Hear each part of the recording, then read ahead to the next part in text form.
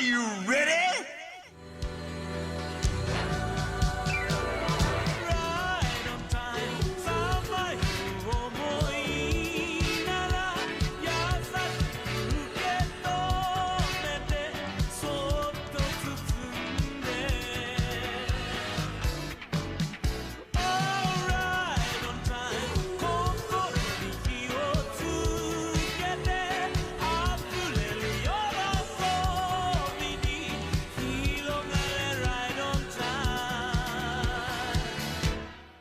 Hello, everyone, and welcome to the Weeaboo Club, week 24, I think.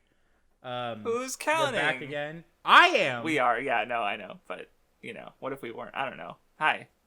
Hello. It's the three of us again. None. Hello. Hey. This guy's on something today. Do we just want to go into comments, I guess? Just right away, off the bat? That's what we try to do. Well, sometimes we shoot the shit a little bit.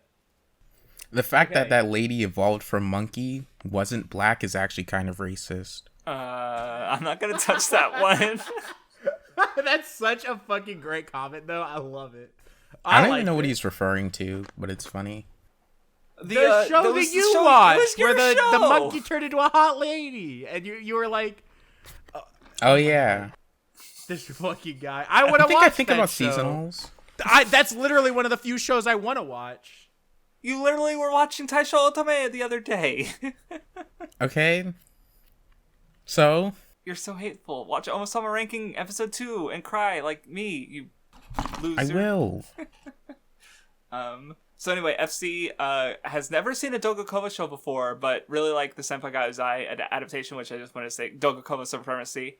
Yeah. That's how have you never seen a Dogakoba? If you like, I don't know. If you like cute women, just pick. Okay, I'm not gonna say pick any show of theirs, right?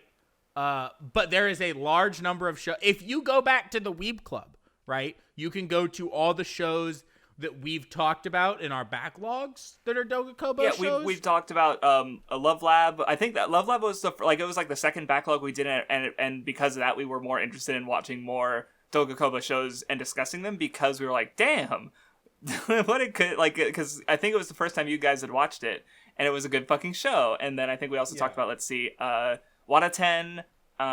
We did for the weekly seasonals. We did the fucking Koisuru Asteroid. They do good work. I'm pretty New sure Game Momokuri is one. was Dogakobo. No, it wasn't. Oh, well, I guess I'm just dog shit stupid. You said that before, too, and I said that it's not. It feels like a Dogakobo show. Sue me. It's cute, yeah. But anyway, that's all I want to say, Dogakobo Supremacy. Yeah. Oh, okay. The Kage Pro 24 says, did this fucker Vindy just describe something as both homoerotic and not for me in the same breath? And I responded, but I got to get this out of the way. The problem was it was homoerotic, not homosexual. And I also don't know if I really want to see one dude bite another dude's shoulder like that. The biting, I tried to get my point across. The biting was what was too much for me, right? Not the fact that it was two men who were like maybe seconds away from boning each other, but when one guy starts biting the other guy, like that's a little too much for me. I'm not. Can I give you a little rundown of why you don't like that? Yeah. So as a rat, you feel a little weird about biting because of what happened with the plague and people blaming rats for the plague and stuff. So that's why you don't like it. Kind of makes sense, actually. You've sworn to never bite anyone yourself, so it makes you uncomfortable. I understand. That's possible. Also, anyway, last one I wanted to talk about is Markster just mentioned their thoughts on Miyaruko-chan and Platinum End, it's nice to hear a not negative opinion about Platinum End. So, yeah. I think there was another comment I wanted to talk about. Yeah, so like people were like, by the time this video got uploaded, Shumatsu no Harem had been postponed, right?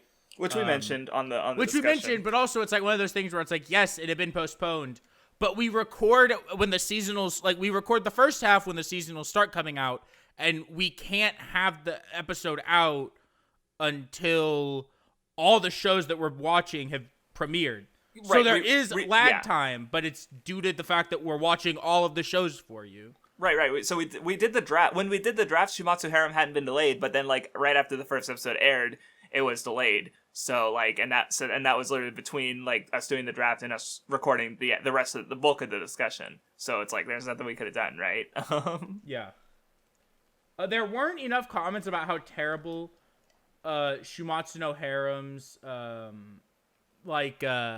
premise is. I don't know why there aren't more people complaining about this fucking cuck bitch, but whatever. I guess y'all are all just, you feel the same way if you're not gonna agree.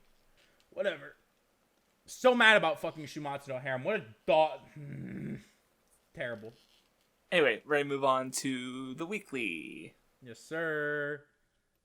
All right. So there are two comments. Like, I was gonna say we wait to talk about the other ones we want to talk about before we get into those. We talk about one of them, then we wait, then we talk about the other. I think that's the only fair way to do it.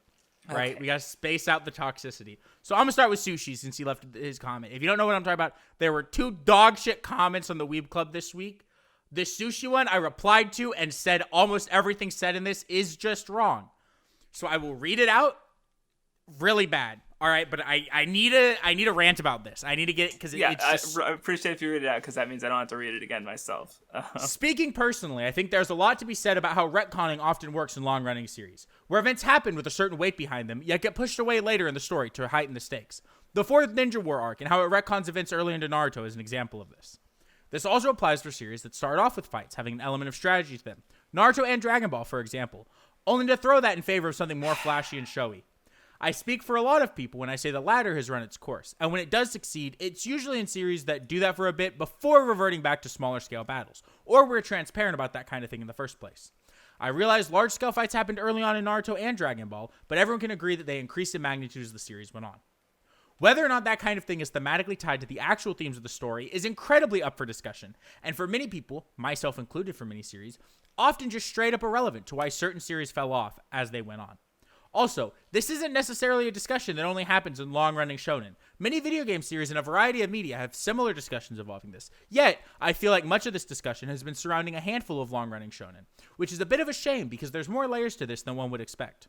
Ultimately, YMMV and the answer to this is not entirely as black and white as many people pretend it is, be they fans of said series or hardcore detractors. So okay, real quick, Sushi... one problem I have with a lot of the things he said is that he's alluding to certain things, like, oh, there's way more things you could talk about.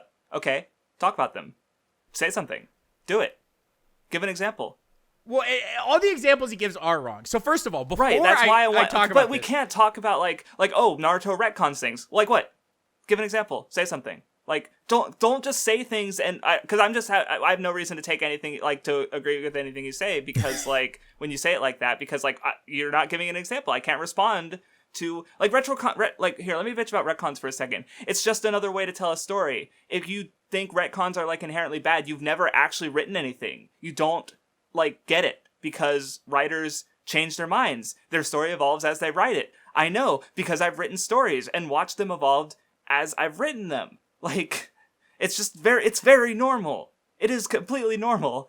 And I'm mad about people. Sorry, I'm just mad about the way people talk about retcons because he's using it as like a sin. That fact that he's bringing up it all like we're already supposed to accept. Oh yeah, retcon is bad. No, stories don't work like that. Calm the fuck down. Sorry, I need to calm. Not only that, Naruto almost never takes like a thing and says, "Oh, what we said earlier isn't true," unless the character that was saying it in the first place was intentionally wrong. Right? There's like. A series can leave blanks in the fucking story to be answered later, and that's not a retcon. That's called giving more context to what fucking happened, and that's what Naruto does in the Ninja War. I assume what he's talking about, because the only thing I can fucking think of, because the only thing that could be a fucking retcon early on, is either the stuff with the Uchiha, or, okay, by the way, really quickly, responding to this comment, I'm going to spoil the entirety of both Naruto and Dragon Ball. Sushi's dog shit stupid. If you're going to listen to this and you want to say, I'm sorry, Vindy, why did you spoil Naruto? Blame Sushi, all right? It's his fault, okay? Look, honestly, if you watch the Weeb Club, you should expect big 3 spoilers and Dragon Ball spoilers all the time. Because all 4 of us have read and, the entirities of all of them, right? So it's like, and they're stories we really like, so, we're going to bring them up.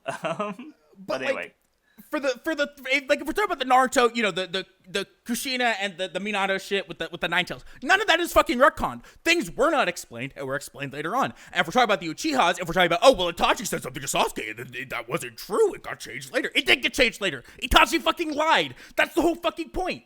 Like, that's what fucking happens in Naruto, is characters are lying and trying to fucking deceive each other because they don't want to fucking tell everything because they're trying to protect people's feelings or they're trying to make the world go a certain way. There's nothing in Naruto where it's like, it said it's one thing and then it's like, take it back and been another thing. And it's like, oh yeah. And also, even if like, at the time Kishimoto had written it, right, he meant for Itachi to be correct. And then later, it's like, okay, maybe he did that. But it works better for the fucking story, for it to be the way it is, right? Like, it goes to like the Kaguya shit. Like, look, you don't have to think Kaguya is a better character or a more interesting antagonist than fucking Obito is, right? But you have to understand that Kaguya fits the themes of the story and is more important to, like, she has to be the final villain for the themes of Naruto to fucking work.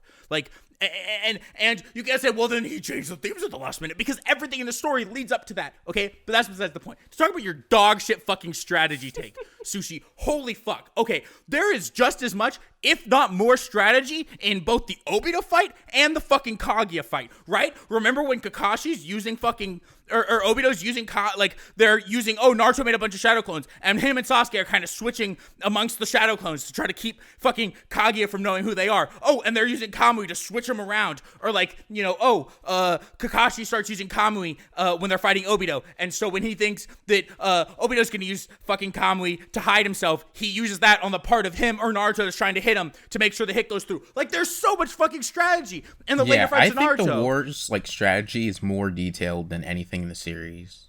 And then, even when I just think about the whole series, when I think about strategy, I think of it more in part 2 than part 1. Like, what fight in part 1 is close to being as strategic as, you know, even discounting the war, Sasuke versus Deidara. That fight had a lot of strategy going into it. Like, hello? Like... And, like, you could argue, right, that, like, oh, well, but, like, just because the fights are bigger in scale doesn't mean there's less strategy. Even fucking Naruto and Sasuke has a shit ton of strategy in it. Remember when Sasuke's fucking using Naruto's hands to make hand signs? Or, you know, another part of it, right, is when Naruto, in the final fight, Naruto has enough chakra for one fucking last Rasengan. So he has to try to figure out the best moment to use it, and he doesn't use it right away. Right? Like, there's a lot of fucking strategy in Naruto up through the end. More, just as much, if not more. You cannot tell me that there's more strategy in any fight in the fucking Chunin exams, or in Land of Waves, or in Tsunade Retrieval, or in Sasuke Retrieval, that there fucking is in the later parts of the fucking war. There just is more. And if you want to talk about Dragon Ball, literally, like, the fucking climax of the series is them using strategy and saying, okay, we're going to fucking hold off Boo while Goku charges up the fucking Spirit Bomb. Just because it got bigger in scale doesn't mean there's less strategy. There's just as much strategy in them using someone as a decoy as there fucking is when, like, oh, we're just in a fucking box and we're fighting in the box, so there's, like, martial arts strategy. There's just as much in both. Honestly, and another thing from the Boo arc that I think about is the Super Boo versus Gotenks fight stood out a lot to me because it has, like, some of the most creative fighting in the entire manga. Like, because, you know, you have these two, you know, childish characters interacting and doing new things. Like, who the fuck makes ghosts out of, like, ki before that fight? Or rings, like solid energy rings. Like, there's so much, like, cool stuff going into that fight. Right? And honestly, discounting Z, or the Dragon Ball manga, is super... I would say goes even further with, like, having more complex powers and more stuff going on in that way. Like, does that necessarily make the fights better? I don't know. Super has, you know, it's a whole discussion, but, like, it definitely has more of that aspect, I would say. Like, it's kind of, like, evolved in a sense because, like, I kind of read it as, like, yeah, Super Dragon Ball, you know, it doesn't exist in the same sphere of battle series that it used to, so it makes sense that it would have to have more, you know, it would have more complex powers to kind of, like, adapt to the times in a sense. Yeah, just, you know, throwing that out there. I feel like people who think Dragon Ball got, like, you know, too focused on power levels or, like, you know, big beams and things and not, like, actually strategizing or having, like, unique combat or anything hasn't actually, like, thought about the beginning portion of the story in a very long time. The fights are barely like, anything in the beginning portion of the story. People are really, really nostalgic for, like, Red Ribbon Army. And, like, Kid Goku going in there and, like, fucking up the entire place, there's not strategy there. Like Goku's like right. There's maybe like some bad guys will have tricks or something, but even that like or you know like one of the most memorable fights from early Dragon Ball is Goku versus Tao Pai Pai.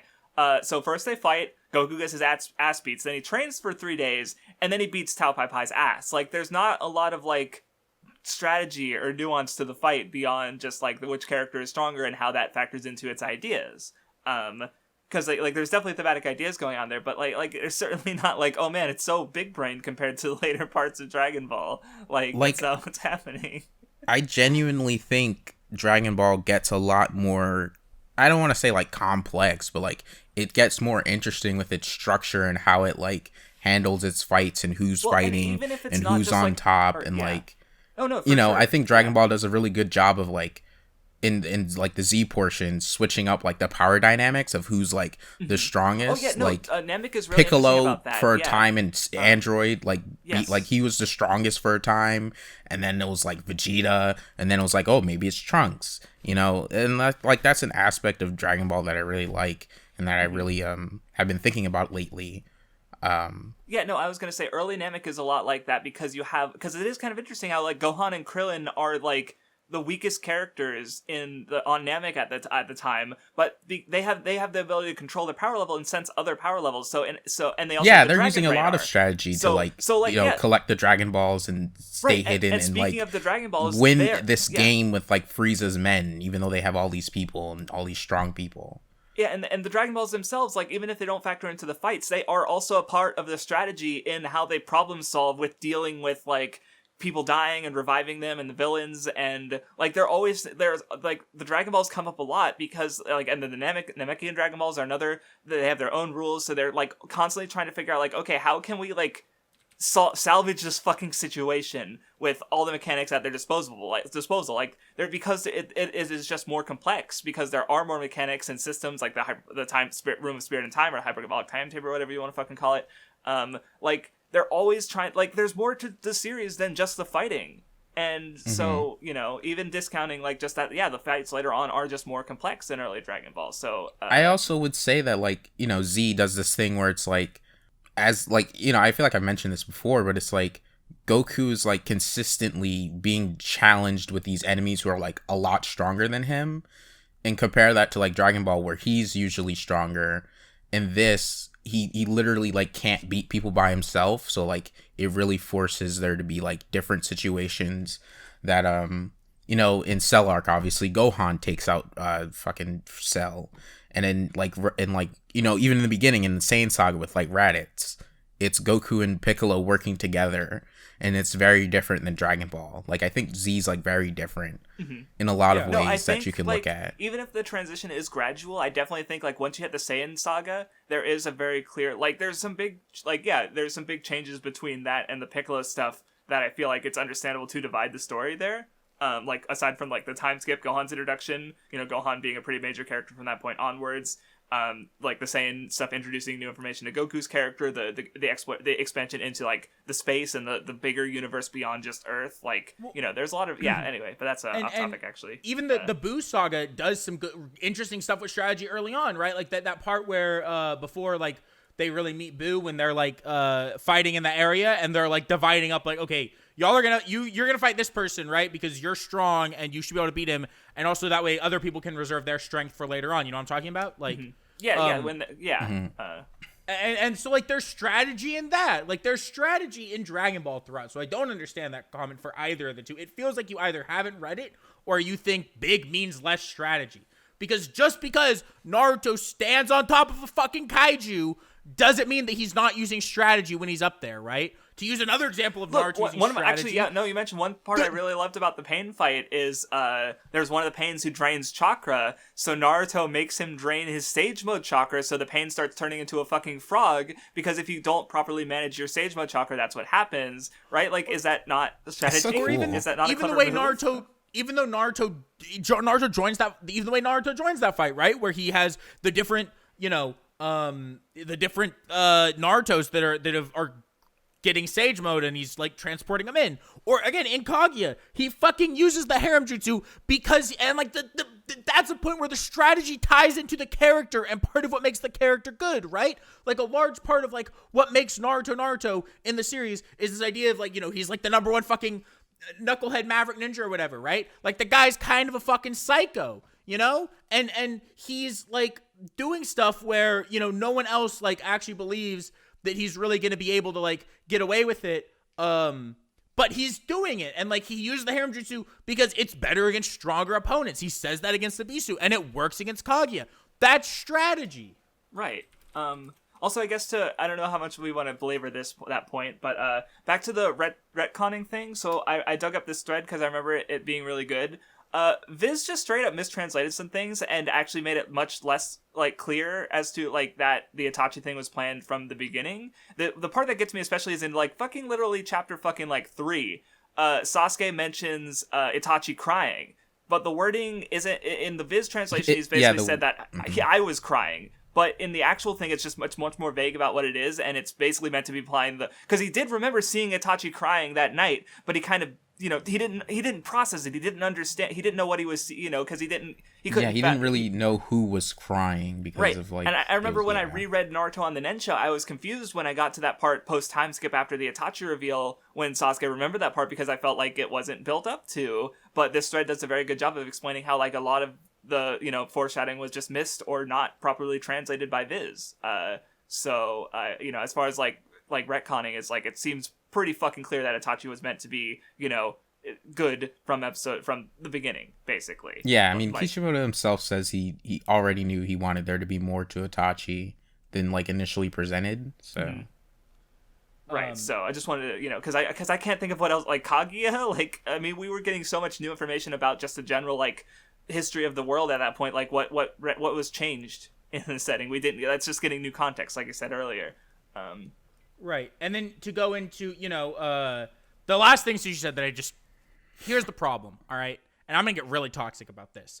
He says, whether or not that kind of thing is thematically tied to the actual themes of the story is incredibly up for discussion, and many people, including myself, often just straight up, like, okay, you could say that whether or not it's tied to the themes is up for discussion. Then create that discussion. Tell me why it's not part of the themes. Give me a better interpretation of Naruto than the one I have. And don't give me, well, it was about hard work, and then the second half just went away from that. If you can't make everything in the story fit into your interpretation of it thematically, and we can, your interpretation is not as good. It does not have as much evidence supporting it. Therefore, by any way you want to look at it, ours is more correct, right? Right, and sure, like it might not be objectively correct, but the amount and the strength of the amount and the strength like of evidence we have supporting our analysis and our theory and our interpretation is undeniably larger than what you have.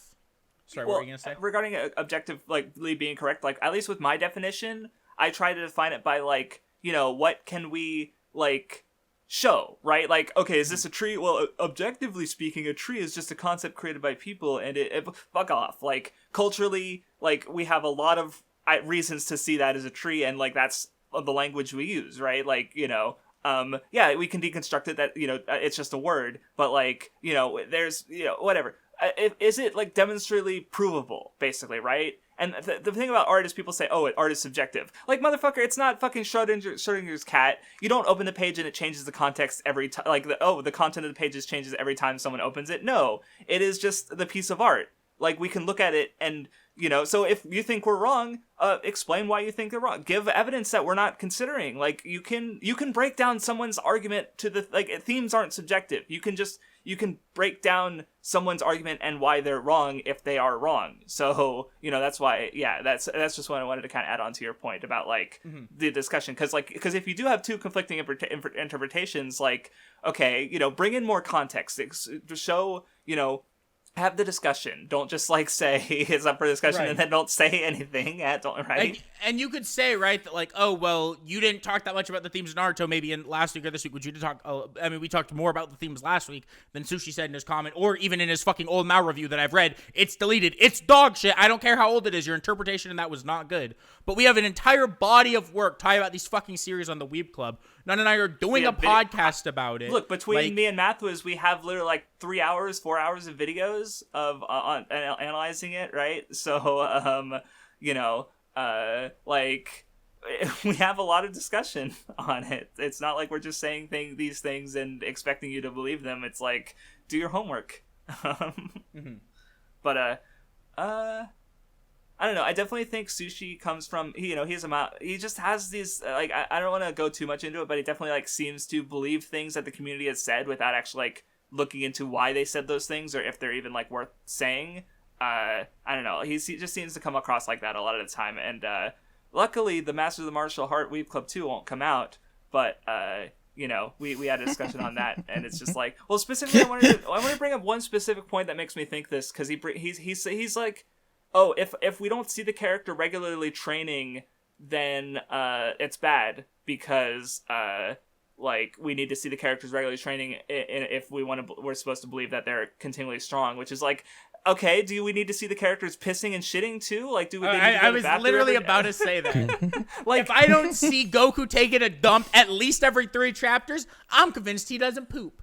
Right, like it's just so inane. Like you want to see the literal, in that case, literal shitty part, the boring parts. You want to see like the stuff that doesn't matter. Like no, if it's being the author, the creator can show literally every second of every one of their characters' day, but we fucking need stuff to happen. We want the story to happen. Like what is shown to us is important. If it's not shown, that means it's not important. And the other funny thing is he gave this example for fucking Masters of the Martial Art, which you guys haven't seen. It's weird. It's not good, but it's also galaxy brained. That episode's not coming out. But like in this specific context, he wanted the main character to be shown training, even though she doesn't actually like martial arts and she doesn't want to be involved in this fucking like tournament that's happening, and she's getting in these fights even though she doesn't want to. Yet he wanted her to be shown training even though she doesn't want to fight. Which is just like, hello, are you paying attention to the thing that you're watching? And also what we talked about last time is about like martial arts as like self-improvement and, spiritual journey. She's also a fucking bad person, and that's kind of the point. So he wants her to be shown training even though she doesn't want to train and she doesn't want to grow as a person. Like, he's just applying this rule that either he came up with or someone else he came up with, and he was like, yeah, that makes sense. But without actually thinking about what that means for the stories that he's applying it to. He just doesn't, I don't know. Look, I since we came back, I feel like he's trying to be more chill, because we've talked to him before. He just seems like really like elitist, and so I don't want to be too hard on him, but like I just think he needs to like re-examine where he's coming from, really. So anyway, move on. We should move on and then talk about some other comments and then end off on the last one. I was trying to bring up the comment by Cinnabar. We don't cover really long videos. I don't know why people keep requesting super long shit. Stop doing that. Oh yeah, that's the fucking someone asked me about Twitter on that, which is the Dritz video on the 6-hour One Piece video. It's like, oh, are you or any Weeb Club gonna do any content? I'm just like, nah, I don't care. Yeah, a video that long would literally like to do a video that long. Think about how long our EWBs can be on 10-minute videos, right? And for that one specifically, is people are already the comments are mostly people taking apart his points. The like-dis ratio is much closer to like 50-50. Last time I saw a picture, a tweet of it or something, it was just an image. So like you're talking, like at least it makes sense for someone to talk about like Super High Punch Wolf's Bleach video or something, because those are highly regarded. Right? No one likes this video already. Yeah, so. I think the only video we have where it's like, popular and disliked is fucking Mother's Basement's JoJo Parts video. But we did that for, like, relevancy. Yeah. I was gonna say, if you want to be honest, we did that shit for views. Like, we did that because it was. I mean, I think we had a really good discussion. I do think we had a really good discussion, and it was worth talking about the video. But no, I mean, I agree, and you're right. But like, the main reason for doing that one is relevancy and views over, right? Like, oh, people think this is good, and we need to tear it down. Everyone knew that was bad, but we addressed it in the thing that like everyone was already clowning on him for his dog shit. Yeah. Well, I mean, there was a whole Twitter meme, and that was what we started off talking about, because of people making their own comedy like basement orders for various things, which is just like, yeah, right. So anyway, I'm going to skip most of this Marcaster comment, but I do want to talk about some things at the end because I actually think he says something that's really interesting and I wanted to bring attention to. And then he also said something that's incorrect that I wanted to... Oh, that is a long comment. Yeah. So I'm going to start from like really close to the bottom. But he says, after Nun and Vindy's episode came out, I reread Naruto. Thanks, by the way. Although I did almost fuck up at an exam because I read too much at the wrong time. And I expected that my favorite arc of the story would be Pain's arc because it impacted me a lot when I first watched it and what got me into anime. And I thought the last arc would get a bit boring since it's pretty long. But the story just kept getting better and better, and the war arc only contains half my favorite moments in the series, but also addresses and concludes at perfectly every plot point in the series. Then he says, and even the small contrivances there are definitely worth using because, yes, I would rather have Minato fight using Kurama's power than without, even though it's not properly explained. Because it's fucking poggers and the explanation doesn't matter all that much. There is an explanation for it that makes a lot of sense, which is that they spent 16 years together in a void with just the two of them, so all they had was time to talk and get to know each other and become friends, much like how Naruto and Kurama did. I think it's like actually just said that the reason that the other Kurama uses, it's a mix between he sees that his son and Kurama have, and like the other half, like Kurama sees that Minato's son and his other half have like worked out their differences, and also he had all this time to only talk to Minato, so like they kind of became more friendly Minato's through way that. wiser and more knowledgeable than Naruto, so it makes sense that they'd be able to reach and understand. Especially if you're strapped with someone for 16 years, like you're either gonna kill each other or you're gonna like reach some kind of understanding. I would assume, right? Yeah, like right. And I don't think your comment's that bad, and like it is a minor thing. I just wanted to say, just so you know, so the whole comment isn't that bad. It's just kind of bad. No. I like, you know, if someone says something, it's like, I want you to have a better understanding of the series, right? And like that, like it is explained and it does make sense. I personally wouldn't even call it a contrivance, but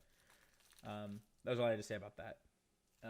So yeah, I guess this does kind of go back to the sushi comment indirectly, but the one in white mentions how power creep was kind of originally made for like card games, and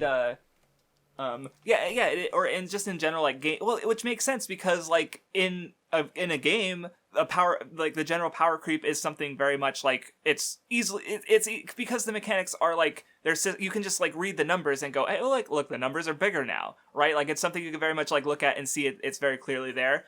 And I guess like especially with card games, I guess there is like just sort of like it's about money, right? Like, okay, we need to sell new cards. Okay, what's an easy way to get people to buy cards? Well, these cards are stronger than the ones that were out before, right? So it makes sense to like discuss power creep and be critical of it, right? Because how many new mechanics can a card game introduce, right? Like I haven't followed Magic the Gathering in years, but they did add more mechanics and stuff, but they also cycle out their formats to avoid power creep because there's some broken ass fucking cards. Or like, and one thing I think is kind of neat about Yu-Gi-Oh, but also kind of a monster as design wise, is how like old cards can somehow become like super relevant by having very specific synergies. I remember there was a card that synergized with the X-Saber monsters, or the double X-Saber, I forget what they were called, where it like, because it involved beast monsters, and when it came out in like this 10th or 11th set in the entire like, you know, game, then like there weren't any good beast monsters to use. But with this specific combination, it became incredibly overpowered and it had to get restricted later on, right? Like, so Yu-Gi-Oh is kind of cool about that, but like for regarding like trying to balance the game, it's like hell. So, you know, I don't know, it's just like I understand that discussion, but it's not really about storytelling or stories, which is, you know. Yeah, that's what I was gonna say, is that like, you know, and it makes sense, not even just because of that, because like, you know, from a game mechanic sense, if you have a new set comes out and now all these old cards are just kind of useless, like now half of your game is used. So like from a game balance standpoint, it makes a lot of sense to complain about it. Right, it's but exploitative, the game balance over time of a card game isn't a story. And no, I'm not being exploited by Dragon Ball Super existing or Naruto the War existing. I'm not being like milked for money by a card game corporation, right? It's a very different discussion. Right, and even then it's like, you know, you could argue like a card, like it was like what we said, right, about how a story has to kind of keep you going, like, and keep raising things to kind of stay interesting over a long time, right? It doesn't have to, but like you're right. It's a tool. It's a tool, right? Like we talked about that last week. Yeah. But like it can be good too. I think most people would agree who follow like competitive games. They're almost more interesting the less they change after a certain point, because then people have to keep trying new things and improving the meta, and then maybe someone tries this really random thing that ends up working against like the pre-established thing, right? Like games like Melee. I feel like a great video to have that discussion with is Corey Gaming's Innovators versus Honers, where he kind of talks about how like different games can sort of like lean in one direction or another, and how like, you know, like, yeah, Melee hasn't changed in 20 fucking years, right? But it's still interesting to discuss and play, and which is why people are still playing it. Where with new games, people have to be more of innovators because there's, you know, characters being changed and tweaked and patched, or Smash will just, here's a new character, have fun, right? Or and other fighting games do it too as well, right? But you know, the games are changing versus the game is unchanging, right? So it's just, yeah. See, I think that like power creep makes more sense in like the context of card games or like games, as like, you know, White was explaining how that's where it comes from, because it's like, you know, if a game like power creeps, like it fundamentally makes certain cards or like characters not as usable, whereas with a story there's more ways to make a character like relevant in the story, even if the strength around them keeps getting like bigger and bigger. Actually, like either Clover them did a really cool thing recently where there's I won't spoil it for anyone who's not caught up, but basically there's a character in the Black Bulls who has a power where he can kind of like even out his magic power with his opponent and sort of bring them like, so you have this really like relatively weak character being able to fight against a really strong character, and it was fucking awesome. So yeah, but I just wanted to give that, like, that's an example, but you can't do that a lot either, which is also something I think we are also talking about last week. It's like certain things, like, you know, some, I guess, you know, power creep, all, you know, things considered, in some ways has less diminishing returns than other ways to, you know, keep things interesting, I guess. Or maybe it can, I don't know. It's sometimes, I don't know. I just thought, I just keep going. See, with like stories, I think there's more like flexibility in how you can like make a character relevant, even in spite of like, you know, power escalation or whatever. Because like, you know, obviously there's option one, which is like, you know, just make the character get stronger as well. Or there's like, you know, this character doesn't necessarily have to be part of the fights anymore. You know, they could like I don't know, say like it's a mentor or something. I guess they could like retire but still be like, you know, really involved and really important to the character. I mean, I guess like All Might or something. Like, you know, he loses his powers, but he's still like relevant to Deku and stuff. And just like, I think there's a lot of ways in which power creep doesn't have to be a problem within stories. So like, it doesn't make sense for it to be this term that like is really applied to stories and really terms, negative. Yeah, exactly. Like retcon was another one I brought up earlier. Like, there's so much that is just like, it's just immediately assumed to be bad because people just lack imaginations and they're not going to like think more about the stories. It's just easier to apply rules and just go by that rather than actually try to be creative, I guess, which is sad because stories, not even just to make them, stories need creativity to engage with them. And I just think people can be really dumb about that.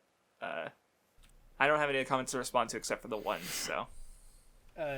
Yeah, I'll do the same thing I did last time and say my comment. Because sometimes I see a comment and I just have to respond. Sometimes I respond because it's like something that I just want to respond to, but I don't think there's any point to bringing it up on the Weeb Club, so I'm respond. And sometimes I just have to respond. So my response to this one was, this comment is maybe worse than Sushi's, and his was fully wrong. And I agree with that, actually, now after rereading Titania's comment. Because I think whereas Titania's just like more malicious about it. Well, not like malicious. No. I'm going to make that point. I think that Sushi was just explaining his comment, right? So Sushi's comment makes me upset in the sense of like bad analysis or like being disrespectful to series makes me upset, right? It's like it's just bad. You know what I mean? It's just wrong, you know? Titania's comment, I think, is actually not only disrespectful to us, maybe worse, because Sushi at least understood what we were saying and just like his like knowledge of the series he was talking about didn't match up well enough for him to like, you know what I mean, formulate a response. Mm-hmm. Titania not only misunderstands what we're saying and misunderstands the points we're making, but then is also ridiculously just fucking like almost hostile to us and kind of takes a high road and is dog shit stupid about it. So I'll read Titania's comment. You make a lot of good points, but your main arguments are badly phrased.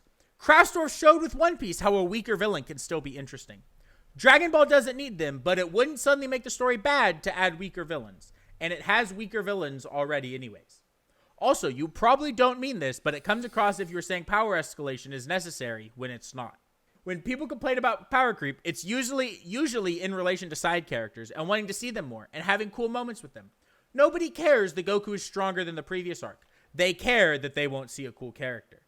Nobody complained when Master Roshi suddenly fought Jiren in the manga because it was hype. Lots of people complained. Even though it makes him way stronger than before. Complain about that stuff all the time. Or Gohan after his time in the hyperbolic time chamber.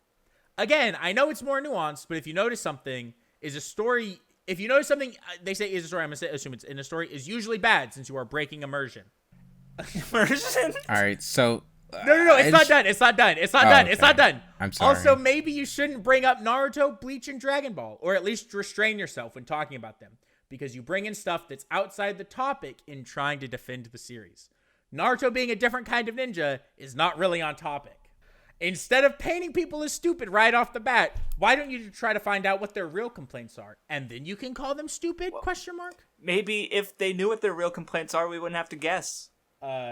I'll start on this one, and then I'm going to grab a drink. But there's one thing Titania, just because you don't understand, because, like, I don't know, like, if you were barely listening, or maybe, like, I don't know, but just because you don't understand how Naruto being a different kind of ninja was, like, literally imperative to the point we were making, like, I'll just sum it up really quickly, right? So we were talking about how Naruto as a series is one that is always, like, it is always present in the story for Naruto to grow bigger and get more powerful and get stronger, right?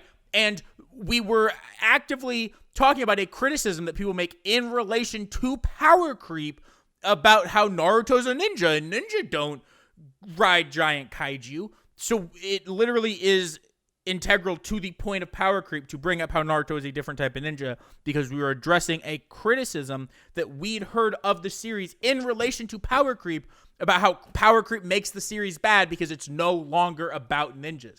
If you want to hear someone make that point, maybe go watch the EWB where we talk about Vloshri's Naruto video. Or Vloshri talks about Naruto, right? That's it. That's an instance where, you know, someone gives that complaint where they talk about power creep making the series bad because it's not about ninjas anymore. All right. I wanted to bring up how, like, Titania obviously doesn't know what they're talking about with that Dragon Ball example. You know, as Crafts mentioned earlier, people complained about Roshi.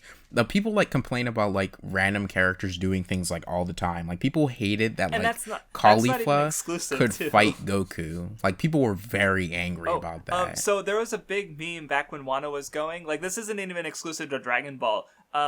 About Batman, because the anime added there's the minor character in early Wano named Batman who's on Kaido's crew, because he fought Luffy and they added more to the fight sequence that makes Batman seem stronger, and that resulted in a lot of memes about how, like, Batman, the secret, like, the fourth lieutenant under Kaido or whatever, or just, like, even stronger than Kaido, because, like, you know, when the anime added stuff that made this character look stronger, that kind of, like, you know, if you know, going by the power strength logic of the series, well, like, okay, why is this guy a mook when he's giving Luffy so much trouble, right? Like, and the anime has a lot of that if you look at the extra material, because I remember being bothered by some of it, because I remember I made a complaint in one of my older videos about how I feel that, like, post time skip, the Straw Hats are strong enough, like, that they can't be losing to the same things they lost to in pre-time skip. Like, Luffy can't just get beaten and tied up, and he's not helpless like that anymore. Because in Fishman Island, when he got tied up, he wasn't helpless. He still, like, he easily got out of the situation and was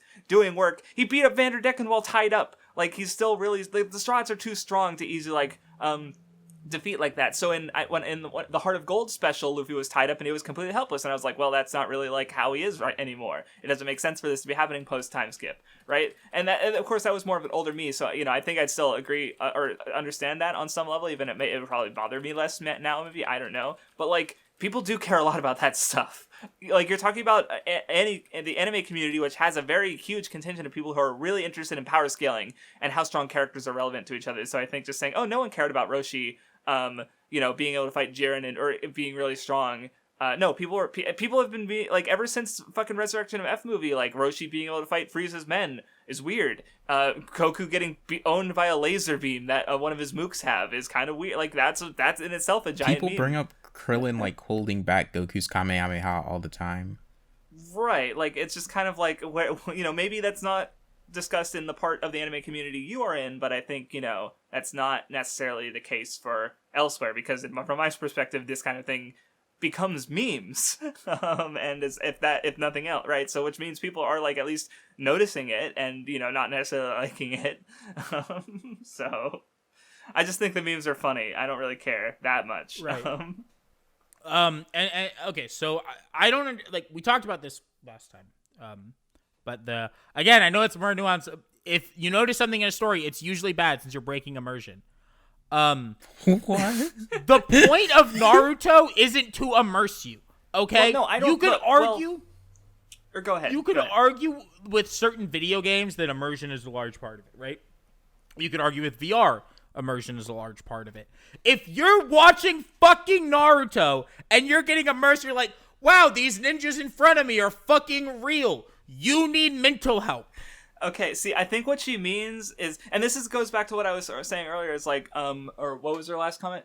Instead of painting people as stupid, why not try to understand their complaints before you call them, and then call them? Well, because like, when you say immersion, I think I understand what you mean, but I have to guess at your actual like problem because you're not explaining your problem well enough. Because you don't really get immersed in watching a movie or something the same way necessarily. I mean, maybe for like horror stuff and but that's very like mood, emotion based for those kind of genres. But anyway, what I was gonna say, I think what she's thinking of is verisimilitude, because like the story setting up its rules and then not breaking them is like once it toys with it's very possible like once it breaks the rules it's set up in a way that doesn't like work, then now you're like, okay, well my understanding of the story is it strains your suspension of disbelief, right? Like, and that's, which is very personal, right? Like one person who is going to be fine with their suspension of disbelief, one person isn't. Like, it's just normal, right?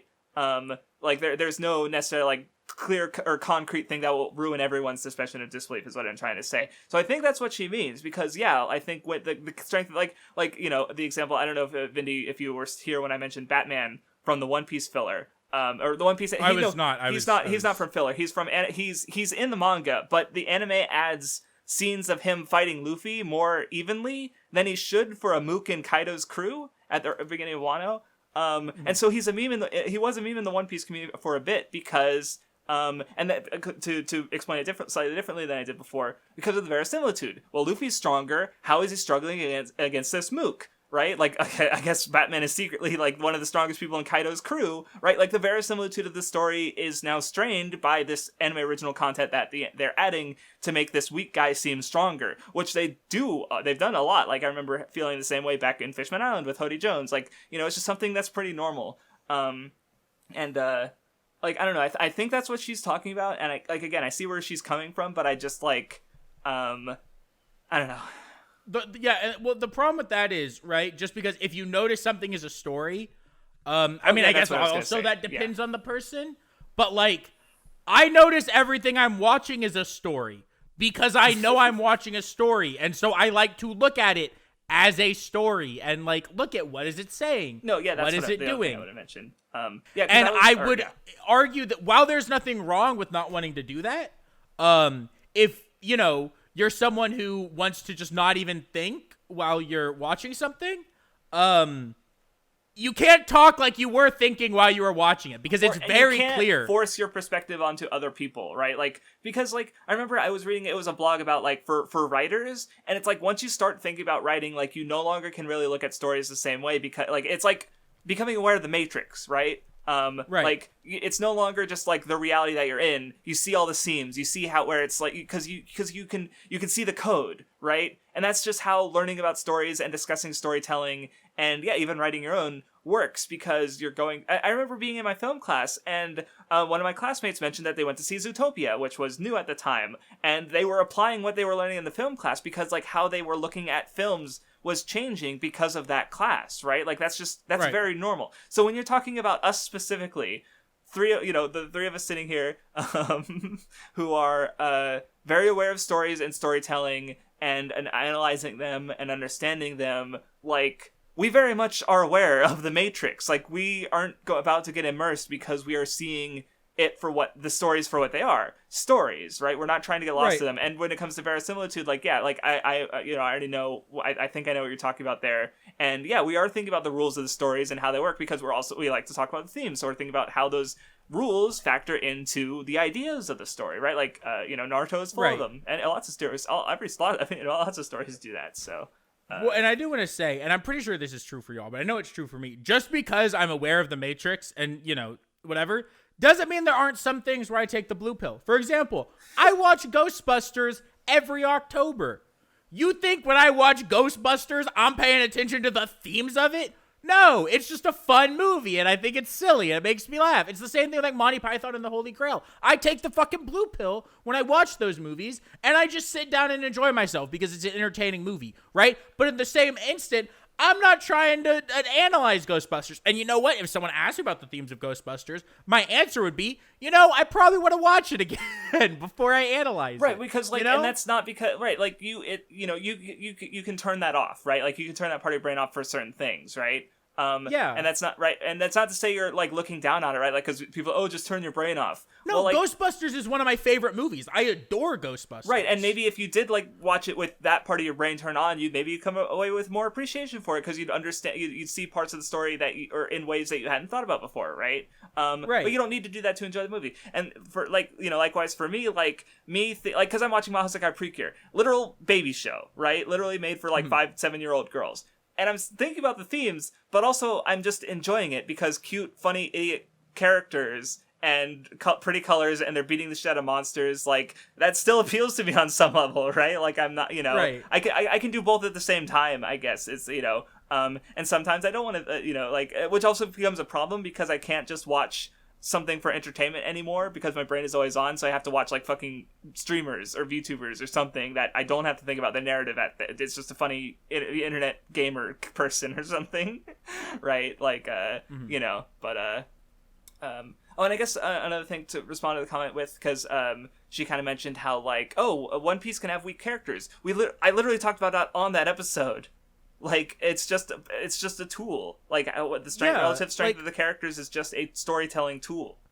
Yeah, we literally talk about how, it's about the ideological conflict, right? And I even mentioned with Dragon Ball, it says doesn't need them, but it wouldn't necessarily make the story bad to add weaker films.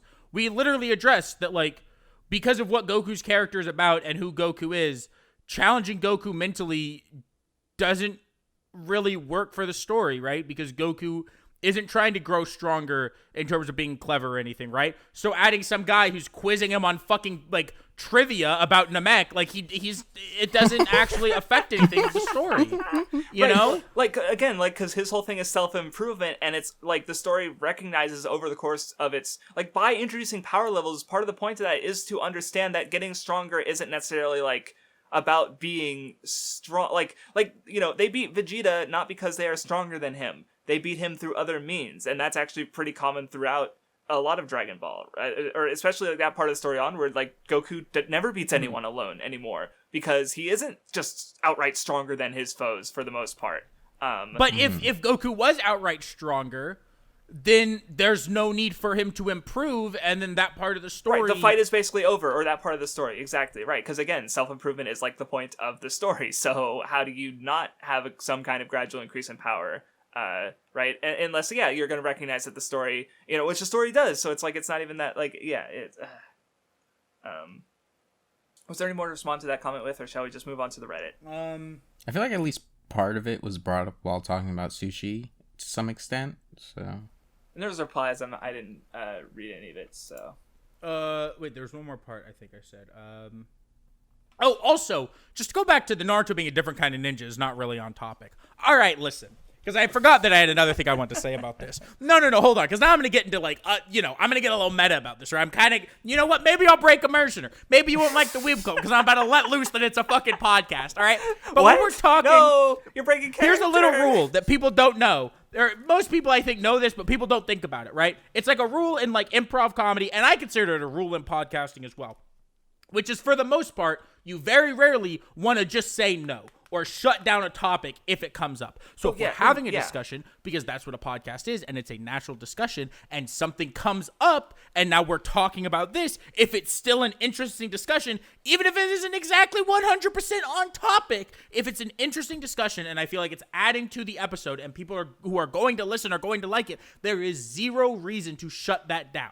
And the fact that people would say, well, maybe you shouldn't bring up these series that y'all all know about, all care about, which, by the way, us caring and us getting passionate is part of what makes the Weeb Club good, is when we start yelling like fucking psychopaths. Maybe you just shouldn't talk about it because you started going on a tangent about it. That tangent is what makes a podcast good, because it's what keeps us talking, it's what keeps the discussion going, and it's what gives us interesting things to talk about. Like, it's just basic fucking podcasting and having a discussion 101. Okay. That's, yeah. I was gonna, well, I guess, or nah, it's not relevant. We'll just move on to the Reddit. Wait, what were you gonna say? No, you have okay, to say fine. I don't care if well, I was going back to, like, verisimilitude, and because it does have to do with improv, actually. More specifically about how I came to appreciate it more through Octage, because it had a very early, like, bit where they were doing, like, an improv thing on the island, remember? And Kay would be like a fucking goblin and add like these real, because like again with improv you can't say no, so with every sort of layer that's added, like, you know, you have to, but you still have to count for the previous like layers, right?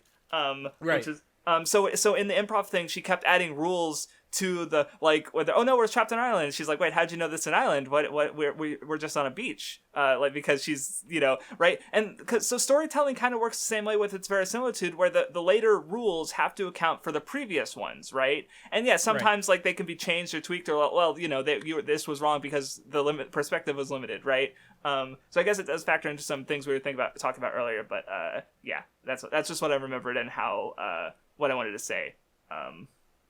But Reddit. Yes. So the first one is really cool. It is a list of everything that we've talked about on the for the weekly roundups. Yeah, I was really impressed. So Spoon posted it in the Nunmanji Discord, and I told him, like, dude, you have to add this to the Reddit. I actually think it's super cool that they've taken everything we've said and given it.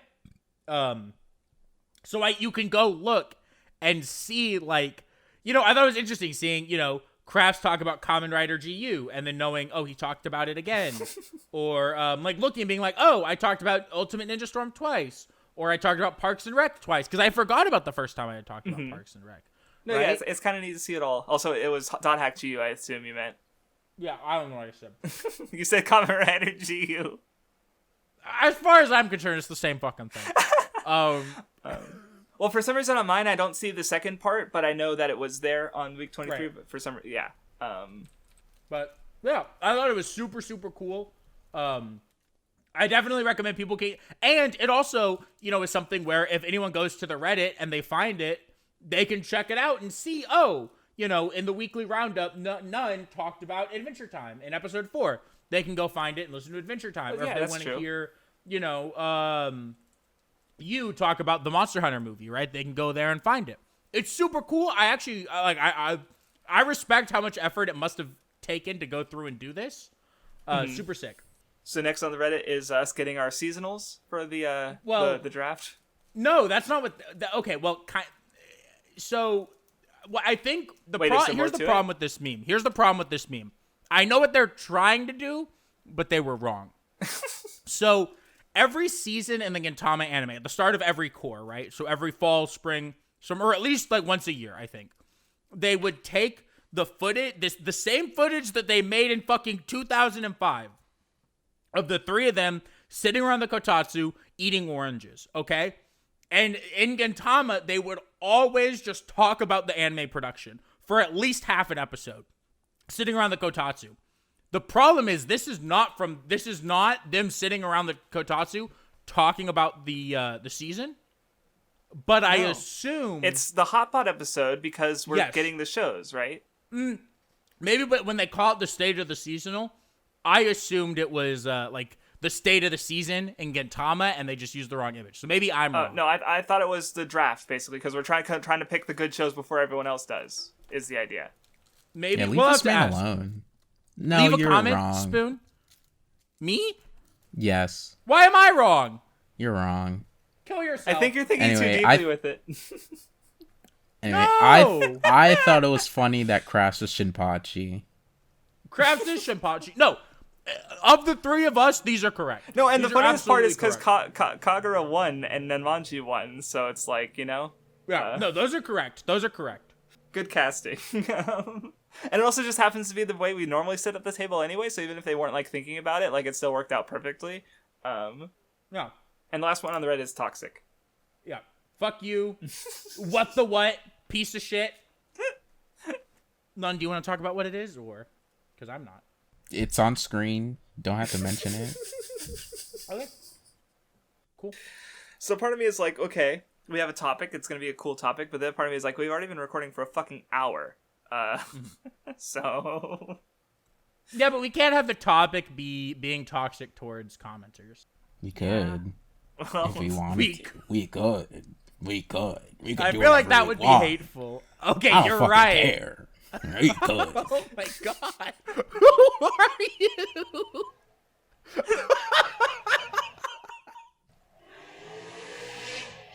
Oh my god. There look he at him. is. My favorite Craftsdwarf character. got the fucking exhaust popping and just like... What do you think he was saying? Do you think he was saying to have a topic, or to I just think he go into the supported weekly me because roundup? that's when he showed up. But yeah, I do think at least like, or hold it, because we had two topics, and I think we should do the one that kind of we can relate to what we just talked about. And I we mean, the just try to keep it short. elitism still relates, yeah. Okay, That's what I fine. say. Yeah, we should do the elitism. And I was just also kinda- thinking that one would be longer, so all right, we'll do it. Okay, so yeah, I guess you can start with it, Vindy, since your thread inspired it, or do you want me to start with it because I brought it up as a possible topic? I can start with it. So Okay. I made a thread on Twitter, and this kind of comes. It doesn't come directly from people I've talked to in like the anime community, but it comes from like talking to IRLs who I think don't, because I don't talk to my IRLs very often about, what I mean, like how I feel about media and art, right? And I got the sense that they all kind of see me as like an elitist, and like what they mentally view an elitist on, right? Because I care a lot about anime and I have a podcast, and this is a little awkward to say after shitting on commenters for an hour, all right? But the point of my thread was that I resent the idea that we're elitists in the sense that a lot of people think of an elitist as, because I think very often we generally don't, like, when you think of an elitist, right, you think of someone who's like, oh, you like Naruto? That's a baby anime, and that's bad, all right? I liked it too when I'd seen like 5 anime, but then I grew up and realized it wasn't that good, right? Like, that's what you think of as an elitist, right? And I think in the Weeb Club, we're almost the opposite of that, where we all, I mean, I think generally, outside of the one time I was toxic to sushi, but I can't apologize for that.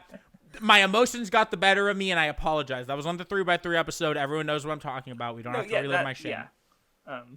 Outside of that one time, I think generally, we all Can't try wait to really watch the hard. Little Busters anime. We all try really hard to not shit on people for liking things, right? Like, generally, if we're going to hate on someone, or we're going to call someone dumb, or call someone bad, or call someone out, it's not like we're not going to make an EWB on a video that just says, oh, yeah, I saw Anohana. I liked it. I thought it was fine, right? We're not going to make an EWB on that. There's nothing wrong with someone enjoying something. Right? Now, we might make a video, and this is where I'm going to, on an EWB where someone maybe talks about Anohana and says, yeah, Anohana, it was really good because Anohana did things that other romance anime like Nisekoi and Toradora just don't do. Right. Nisekoi and Or even Toradora kind of suck and are kind of terrible, and Anohana's just built different. Or even the reverse, where they're making a negative video on Anohana, but they're saying really dipshit, stupid things about it, right? Where even we who don't like it go like, that's dumb, don't say that, like that's not a good way to think about things, right? But yeah, well, I guess like, or if you were you finished, or yeah, well, so I just think generally the idea is, we care more about people who have bad negative takes that come from a place of bad analysis. Well, not even bad negative takes, because Monica being a deconstruction isn't a negative take, it's just a bad take. Well, but you're right. Or well, that's then what I was getting into, which is disrespectful to creators, right? Yes. So I think Madoka being a deconstruction is disrespectful to Magical Girl series because it comes from a place of not knowing them, not wanting to engage with them on their level. If they did know about them, they'd know that Madoka is really just doing what all the other Magical Girl series are doing, just in a really dense package. And yeah, it's a little darker, I guess, or whatever, Right.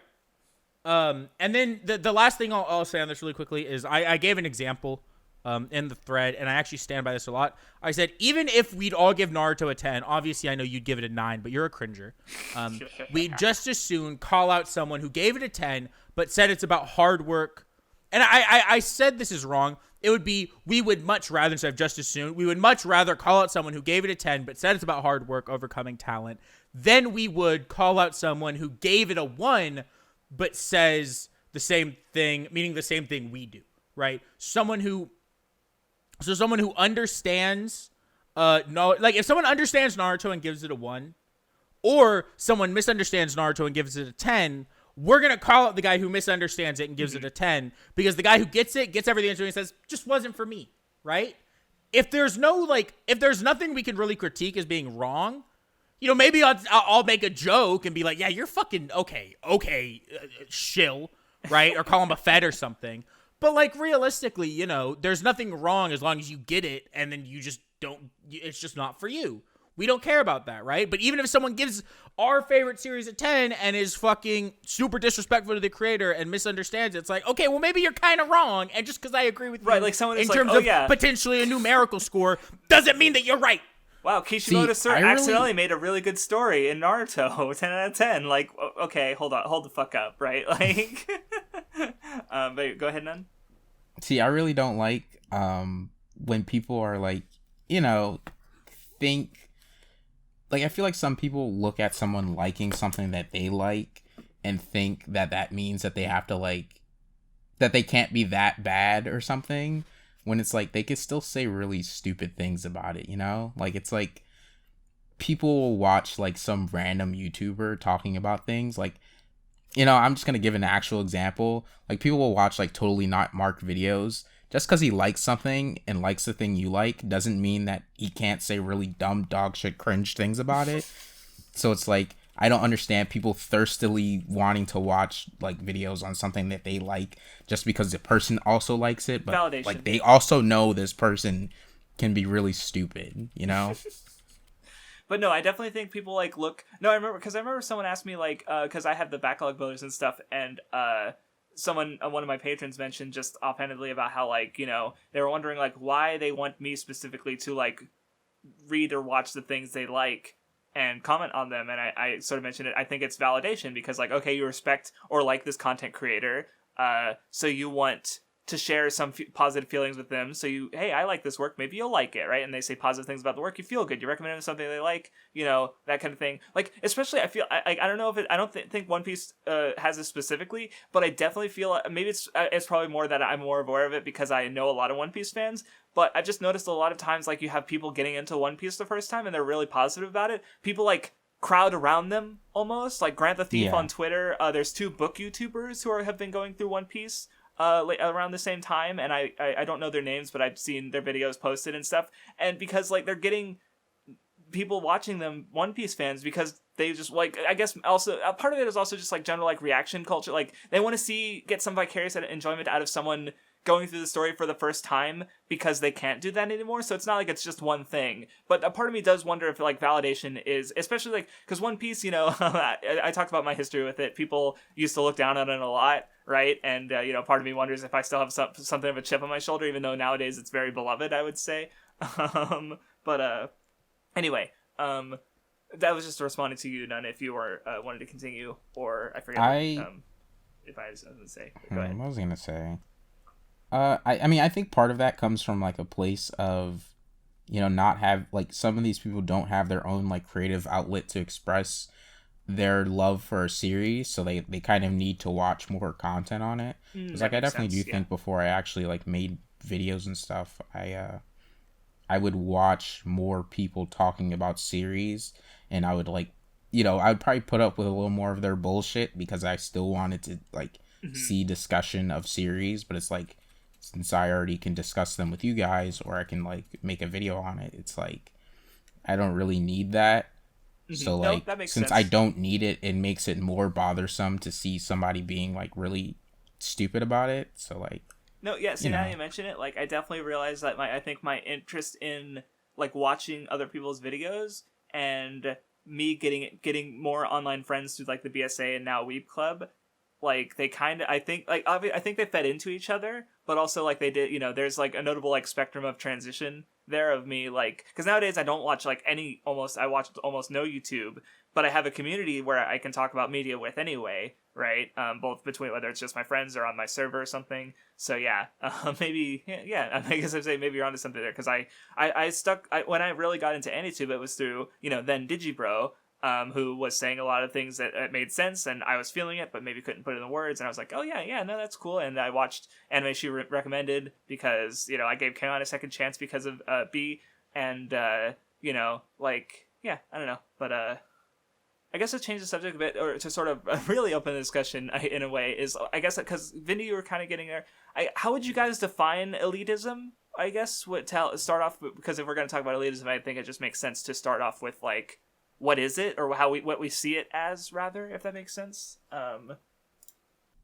I just see like elitism as like thinking you're above someone because of the things you enjoy compared to the things other people enjoy, and you know, kind of putting them down on those like superficial aspects of, you know, of I like these better things and you like these, like, you know, I guess trash shows or whatever. Like, that's mostly how I view it. I do think there's more things that could be included in that, but no, that's like the primary picture that comes to mind. Elitism can definitely come in a lot of ways. I guess where I was thinking about it is I was thinking about how, like, there's like this kind, there's almost, maybe not two kinds, but two kinds I was thinking about. It's like, one is, the opinion-based elitism, where, you know, I think we're used to, like, there being, like, the defined good series, right? Like, oh, you don't like Hunter x Hunter, or what, you don't like Legend of Galactic Heroes, or what, you don't like, you know, blank, whatever the fuck, right? Like, if you don't like the community-approved things, you're, you know, you're a clown, or you're just a contrarian. That's the word I was thinking of, right? But I mean, that can go in the opposite way, because, like, you know, like, someone who really likes Naruto can totally be elitist about that, right? Because it does have a lot of good story things, and that we all recognize, and if they they must not get Naruto, they think it's about hard work beats talent, right? Like, we agree that people are stupid about that, but we don't use that as like, oh, everyone else is just has the wrong opinion, right? Like, you know, like Vindy was saying, where, you know, we wouldn't get on someone for not liking Naruto as long as they were, you know, as long as they weren't just saying really wrong-minded things about it. So I guess, like, that's one aspect of elitism. Like, or go on. Like, I mean, you know, to just expand on that a little bit, we would, like, you know, make jokes if someone we actually knew didn't like Naruto. Like, you know, like, it makes sense to be like, imagine not liking this or whatever to, like, somebody you actually know. But, like, if somebody we don't know just doesn't like it, but isn't, like, dumb and, like, being really rude about it, yeah. Well, I think a good example actually is MHA, where I sit here, I just, like, I don't care for it, and everyone else on the podcast loves it, and I just like, did I get memed on it? Do I get memed on it? Yeah. Did I say some dumb things on the seasonal discussion when we talked about MHA for half a year? Yeah, I'm pretty sure I did. You know, but, like, my opinion still hasn't really changed, but I'm not, like, aggressive about it. Like, mostly I just don't fucking talk about it. I read the chapter, I go, oh yeah, that was a neat chapter. Yeah, that was a chapter. Or whatever, and or you go, America's stealth bombers, fuck yeah. And yeah, there have been some chapters that I like, but it just, you know, you know, but I just don't talk about it a lot, and it's not like I don't get it. Like, I understand the series. I'm just, you know, but right. So, like, that's you don't get that it's good. See, there it is. That's elitism. You fucking rat. I'm sorry. I saw the line. I know. I see, but that's the thing. We do that because we know each other and we can joke like that, right?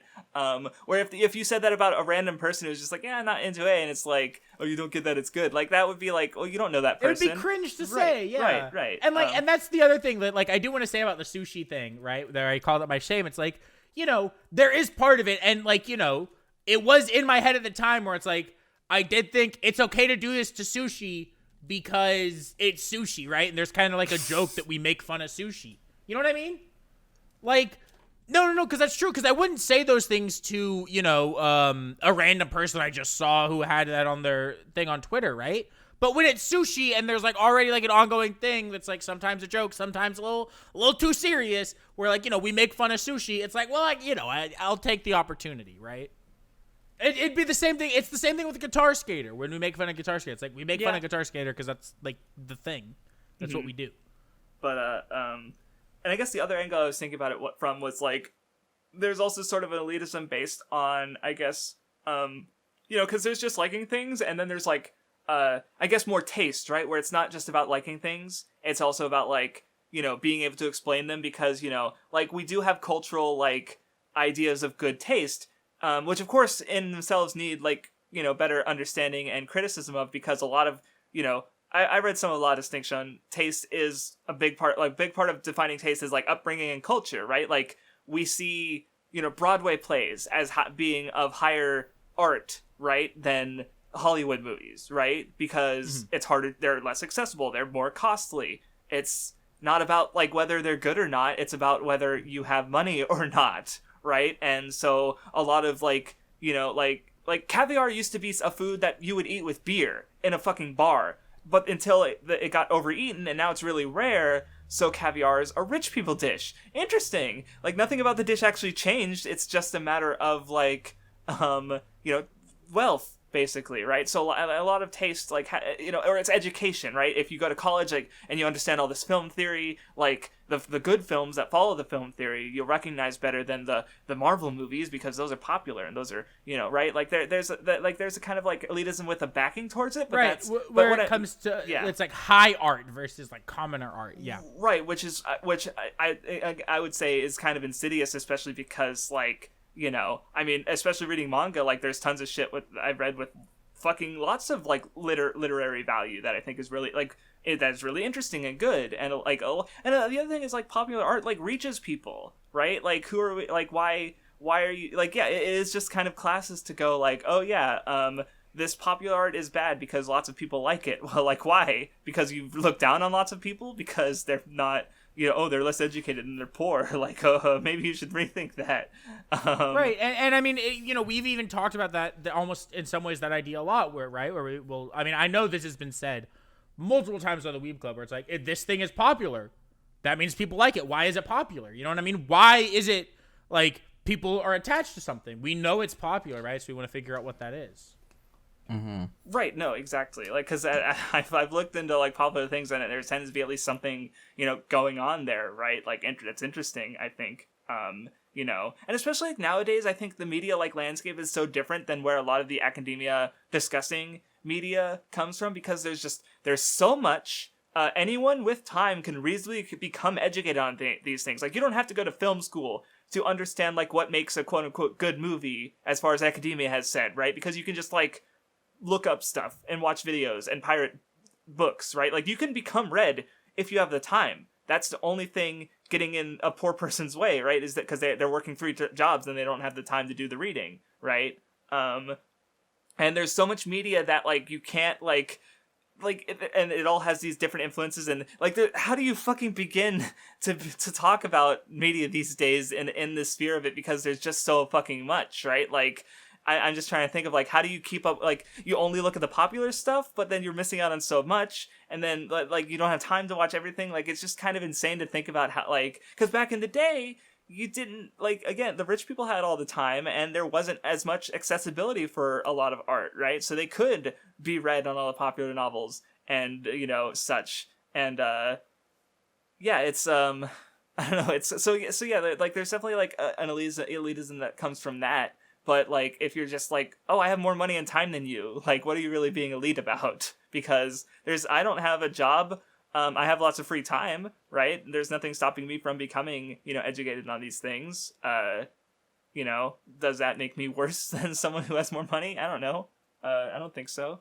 But yeah, that's kind of just what I was thinking about, like, where elitism, because, you know, people will try to back up things with, like, like, I think I remember Lindsay Ellis talking about how, like, she disliked the movie, and she would get emails and people wanting her to make videos on things with, like, or trying to justify their dislike of it with some kind of, like, cultural wrongness or something, like, you know, like, they can't just dislike the thing, they have to be justified for it, right? Like, Problems like stuff like that, where people, which, I don't know, people can, I don't know, someone else talk. Right.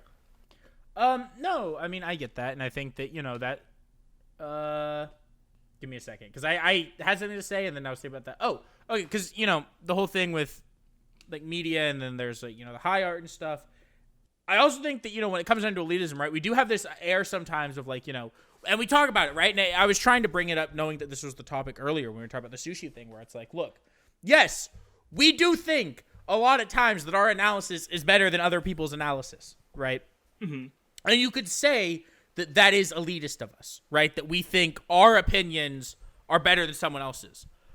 But the reason that like, we think that our analysis for Naruto is better than a lot of others is because it comes down to, like, evidence, right? Like, someone's not elitist because they think that, like it almost would be like a scientific law or like a very proven theory, right? Where it's like, yes, maybe this isn't actually completely true in all instances, but we have an overwhelming amount of evidence on our side for, like, a lot of our analysis. And nobody has been able to give us more evidence or more compelling evidence to the contrary, so we have no choice but to accept our interpretation, right? Like, and because because it's hard to break down the arguments, because I think they're very well realized arguments. People will say, oh, you're looking too far into it. It's not that deep, whatever. Well, that's just a dismissive point, because you can say that about literally any argument for anything ever, right? And I do think overanalysis exists. It's just a matter, but in order to prove overanalysis, you have to make a better argument than the one being presented, which also means you probably have to, like, know more and be, a bit or at least have another perspective than the person making the argument that you're trying to say is overanalyzing. And no one who ever points at something that goes, oh, you're overanalyzing, or it's not that deep. No one is ever explaining why you're overanalyzing it, or that it's not that deep, because they don't know how, because they're just using it as a lazy, like, weapon to try and tear down arguments they don't like, rather than actually, like, understand what the fuck they're talking about, right? Like, I could prove how someone is overanalyzing something because I can probably make a better argument than that person. It just doesn't happen that often, honestly. So yeah. Like, I don't think it's elitist to say, like, because especially with what I do with my videos is I put out a video and I go, I think this, like, and which I implicitly says, I think what I'm saying in the video is like, 90, I'm not perfect, right? Sometimes I notice things I could have worded better, right? But it's mostly correct. Like, and yeah, sometimes that video is at the expense, like, so in my Monster Hunter video, I'm looking at 3 articles. Great video. That are, thank you. And I think they all make some major mistakes. And, like, how the fuck does not a single one of them mention that you can capture monsters in the game and non-lethally complete a hunt? That is kind of bullshit of them. Like, I'm bringing in context that they're not talking about. So when I say, I think your article is wrong, and here's why, like, I'm breaking down where their analysis is failing, where their reading is failing, where they're maybe missing things, like, and it's a long fucking video because it needed to be, right? So it's like, so that, I think I can do that, but not everyone does. Like, I didn't just go like, oh, you're thinking too far, because I could have just said, you know what, you say Monster Hunter is about colonialism, you're just thinking too deeply into it. It's just a funny fight a monster and make a hat game. Stop thinking about it. Like, no, I didn't do that. Because I respect Monster Hunter, I respect art, I respect expression, so I'm going to treat the subject with respect, and that's what I tried to do. Right, and so even instead of, and I think that's what's so interesting about your videos, even, like, to prove that they're almost, I mean, not only are they overanalyzing, there's a lot of other issues, but if you wanted to look at it underanalyzing is really what I would say, but right, go ahead. Right, but still, if you wanted to look at that, like, in that way, you respected the idea, okay, so maybe Monster Hunter is about analysis. Or about colonization, yeah. I'm sorry. Not about analysis. Yeah, it is about colonization, right? And, so you fully dove into what does colonization mean? What does it mean in a Western sense? What does it mean in a Japanese sense? Where does Monster Hunter fit into that, right? And even though you came into this level of, Monster Hunter is not fully about, like, world really, it can't be about colonialization, right? You still fully, like, explained, like, this is what colonialization is and, like, everything like that, when I think you could have I don't think your video would have been as good if you had, but, like, there are people who would just say, well, Monster Hunter's about it's about human. Like, you could have just talked about it being about humans fitting in nature, or about, like we did in the show, we talked about like how it's about, like the gameplay of Monster Hunter ties in this idea of like humanity, right? And so a large part of it is like, what are humans good at? What do humans do, right? Like, what are their abilities, things like that. That's like why you use tools and build tools and have these long quests. And you did talk about that, but you also talked about their points so that you could break their points down by explaining their points better than they ever could have. And I think that it would be a similar thing for overanalyzing or to break down someone else's argument. You can't just say, well, you're wrong, right? It's like, okay, I'm going to talk about this argument and I'm going to show why it doesn't work as well. And then I'm going to explain my point.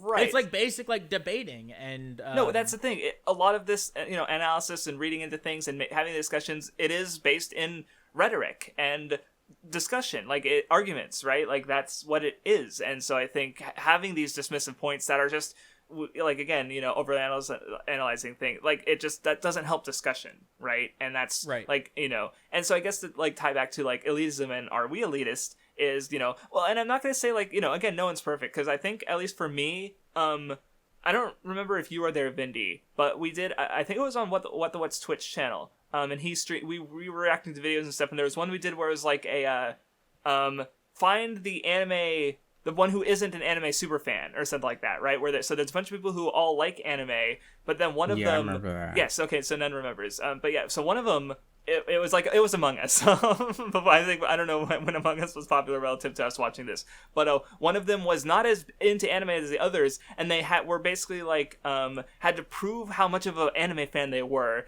because they would get voted out, and then if at the end the person who wasn't a fan was still there, then that means they lose and they won, and or if they kicked them out successfully, then the rest of the group won. And it was really interesting because the guy who won, he read manga. He seems pretty knowledgeable about like series that weren't like very, or at least he knew of series. Like, he seems like he'd been an anime fan for a while, but really he was really into like non-Eastern media and Western stuff. So he was like, he's like someone who watches like a lot of Western television and stuff, but just happens to also read some manga. And like, he had a smallish manga collection, which, and we were thinking like, oh, some of these guys don't have that much manga. If you read like, I was, and from my perspective, like, I was thinking like, oh, if you have more manga and read more manga, then you're probably like a little bit more knowledgeable in a sense. And he was, he was more knowledgeable about anime, some of the other guys in anime, but he didn't identify as an anime superfan, and the others did, right? And I just remember like really thinking about like my biases and my preconceptions about like, and my elitism, because, I realized, like, if I watch back from that, there's probably things I'd said or thought that were elitist, of me being elitist, and I've tried to curb those tendencies, so I'm not trying to say, like, oh, I've never been elitist, but I don't want to be, is, I guess, the thing. Right. Right? Right. So, yeah. No, do you have anything to say? Because I do have one more thing off of Craft's point, but I want to let you say anything if you do. Well, I was thinking about how, like, maybe we could be like a little elitist about like manga specifically, like manga versus anime. Like, I don't think we're elitist in the sense that like we recognize that like, oh, the big three adaptations like, kind of fucked with the manga, and that's why we would rather people read them. But I think like generally, like, if we looked at like somebody reading MHA or reading like fucking, I mean, not reading MHA, watching MHA or like watching some kind of more recent shonen adaptation that's like fine enough, but thinking that like they should just read the manga, I think that could be like a little elitist in a sense, so that is something I was thinking about, that like, maybe I should not do that, because even recently I remember talking to somebody who mentioned watching Fire Force, and I was thinking like, just read it. But it's like, it's not really anything that wrong with like Fire Force's anime. So it's like, it's a little elitist to be like, just read it, Right. Just it's like my preference. When it should really come up, like maybe, and that's not to say you can't bring it up, but it kind of depends on the context, right? Like, so what I was thinking of is like say they like and really like One Piece and they've only watched the anime. I would go, okay, cool. Like I've mostly read it. Like, and maybe so when talking about them, if we have some confusion or something, I'd probably mention that, like, oh yeah, well I own the manga, so I haven't really watched most of the anime or something like that. But if they have problems with it, and I recognize those as being adaptation-induced problems, at that point I would probably say, well, like I remember way back when I was getting into Anitube, I remember watching a YouTube video of someone who didn't like One Piece, and like most of their problems were based in the anime specifically, and I then left a comment like, you wouldn't have most of these problems if you just read the manga, right? Because that's different than just saying, I think like, that's warranted, yeah. Yeah, exactly, because it's not just saying like, you like One Piece, because that's where it becomes elitist, right? Oh, you like One Piece? Well, you're wrong to like it because you like the anime. You should have read the manga, right? Like, there's no problem with liking the One Piece anime, right? And it's just like yeah, it's and even if like I don't think like there's parts of it, like imagine if I've been like that with you, Nun, because that was for a long time the only way you'd experience One Piece, and you still really liked even arcs like I haven't watched a lot of Dressrosa, but when I think about it, I think about how like the characters look off, and some of the things like they made Viola's tits like fucking bigger than her head and way bigger than they were in the manga. For some reason, it doesn't look very good. And it's really slow. I think about how it's got more episodes than the manga has chapters. I do whenever we get around to watching One Piece. I don't really look forward to Dressrosa, but there's also part of me that goes, well, I respect Nun. He likes Dressrosa. I don't know. Is he gonna feel that way after he watches it again? I don't know. But like, yeah, even before I read One Piece, Dressrosa from the anime was my favorite arc. Right, and imagine if like three. when we first met, I was like, "Oh, you like Dressrosa in the anime? Haha, read the manga." Like that's rude, right? Like that's elitist. I'm not gonna do that, right? But yeah, again, if they have problems with it, or if it just comes up in conversation, right? Naturally, like you could just say that I like the manga better, or I prefer the manga personally. Like that's different. That's just mentioning your preferences. That's not elitism to have different preferences. See, I think most of like what I want to try and keep in mind when it comes to like the manga and anime thing, really I just have a problem when people like watch the anime and then like kind of just assume that the series, like they build their view around the anime only and assume that it's just the most correct and most accurate to the series, when obviously the anime isn't the source material and isn't like what the author directly wrote. It's usually more complex than that, right? Because especially because we live in, especially we don't for America at least, in my experience, people just care way more about like visual media than books or comics, right? Like it's movies, it's television. Like when was the last time you saw people freaking out about a comic book, right? Like the fact like Squid Game on Netflix, really fucking popular because it's visual media. I don't remember the last time anyone was like losing their shit about a fucking like comic book, right? Well, I guess losing their shit this was a bad way, but I guess there was the whole John Kent is bisexual thing. But anyway, that doesn't matter. People are stupid and homophobic. But anyway, where I was going with that was just like how in Japan it's not the same, right? It's people care, like if anything, people seem to care more about manga. Like the anime that gets the highest ratings is just the stuff that they watch in the mornings on televisions, right? Like your fucking Sazai-san, your Doraemon, your Precure, your One Piece, yeah, like all that kind of stuff. Where with manga, it's way more like there's a lot like people buy more read more than they do over in America. Like they get more. Most of the manga sales are Japanese, even though or from Japan, even though America's way bigger, right? Because in America it's more niche. So so it's and then because you do get instances where the works influence each other, where like stuff will happen in the anime and that will sort of affect the manga to some degree. Like Bardock, his design was made, maybe it was made by Toriyama, but it showed up in the Bardock special first, I think, right? And even if like that special is no longer canonical, like that still was in the minds of people reading the manga for some audience members. I mean, some of the anime original stuff from Dragon Ball did influence how like Toriyama went about things, so right? Or it is like still relevant, right? Or some other series I know, Majin Guru Guru, Caribou Kun has this video on how like the anime did stuff, anime original content that would show up later in the manga. Or Hidamari Sketch, Chika, Sai's younger sister from the first season, shows up in every season in the anime. She doesn't show up in the manga until content that would be adapted until season 4. So like much later in the manga, right? So it's not as simple, right? Like so yeah, obviously like it is a problem when one version has completely like cover like affected the general, like, this happens with Naruto and Bleach, right? And Dragon Ball, right? Where people just sort of see the anime, and that's, like, the only thing, because that was what aired on television. That's the only one that matters, apparently. When that's not really this the case. has nothing to do with elitism, so I think you're just gonna need to move on from the topic. That's true. That's true. Yeah. The heck. Anyway, fucking to go elitist on a over little here. bit about that. I remember like Beatrice like way back when she did some podcast with like Best Guy Ever or whatever the fuck.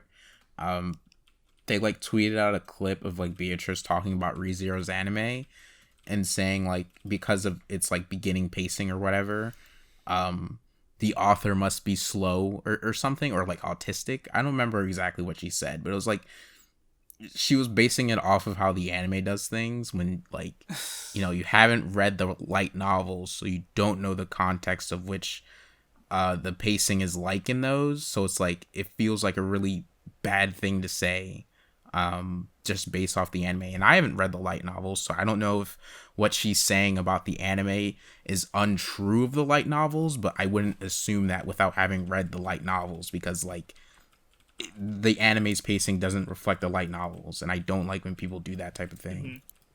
No, that makes sense.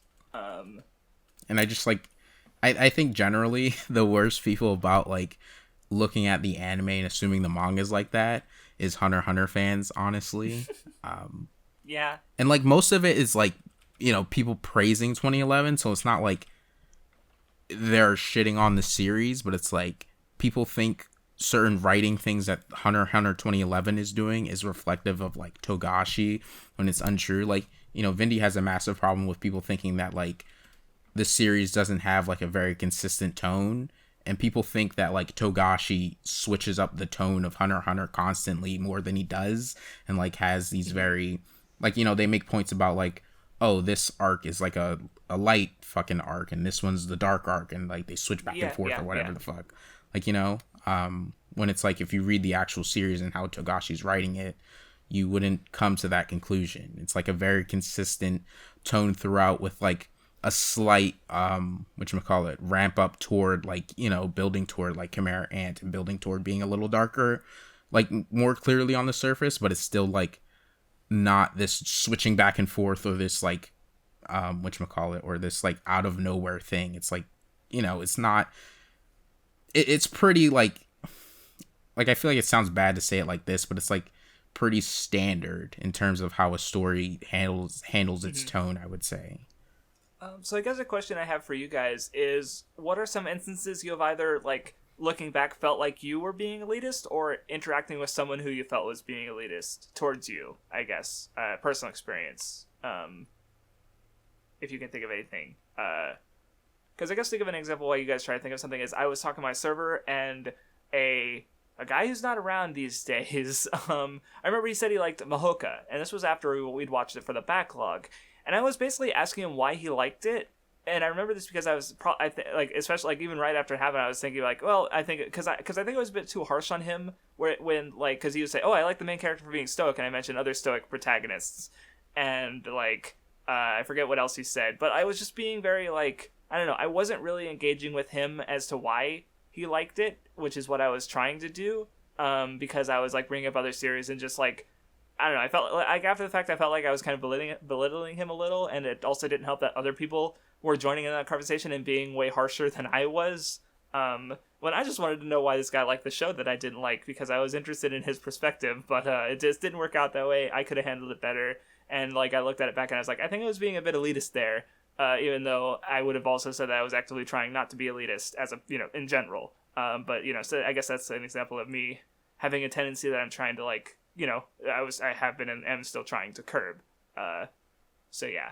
I mean, I think I was like super elitist about like Kimetsu, because part of the reason I thought people liked the final arc, and this might be a little too spoilery, but the final arc has some deaths in it, and I thought part of what attached people to the series so much was just that, like, oh, all these characters are dying, so it's like, you know, like it's part of this like Like you were thinking, Just I like don't remember weird how I worded fetish it. people have for death. No, I know what you're talking about. Where like people do definitely have like a weird fetish. For no, characters I dying. was gonna bring up how I feel like Attack on Titan and Game of Thrones were kind of massively popular for part of that reason, right? Where it's like, whoa, these characters are just dying all the time. No one is safe, right? Like, or right, Walking even if Dead, that's not you what know. makes, even Or if it's that's not true. what makes, right? Yeah, well, that's not what makes the series good. No, But exactly, the fact yeah. that, but people, I think this comes down to, and I think you could tie this into the elitism discussion in a way, and this is gonna sound unbelievably elitist to say.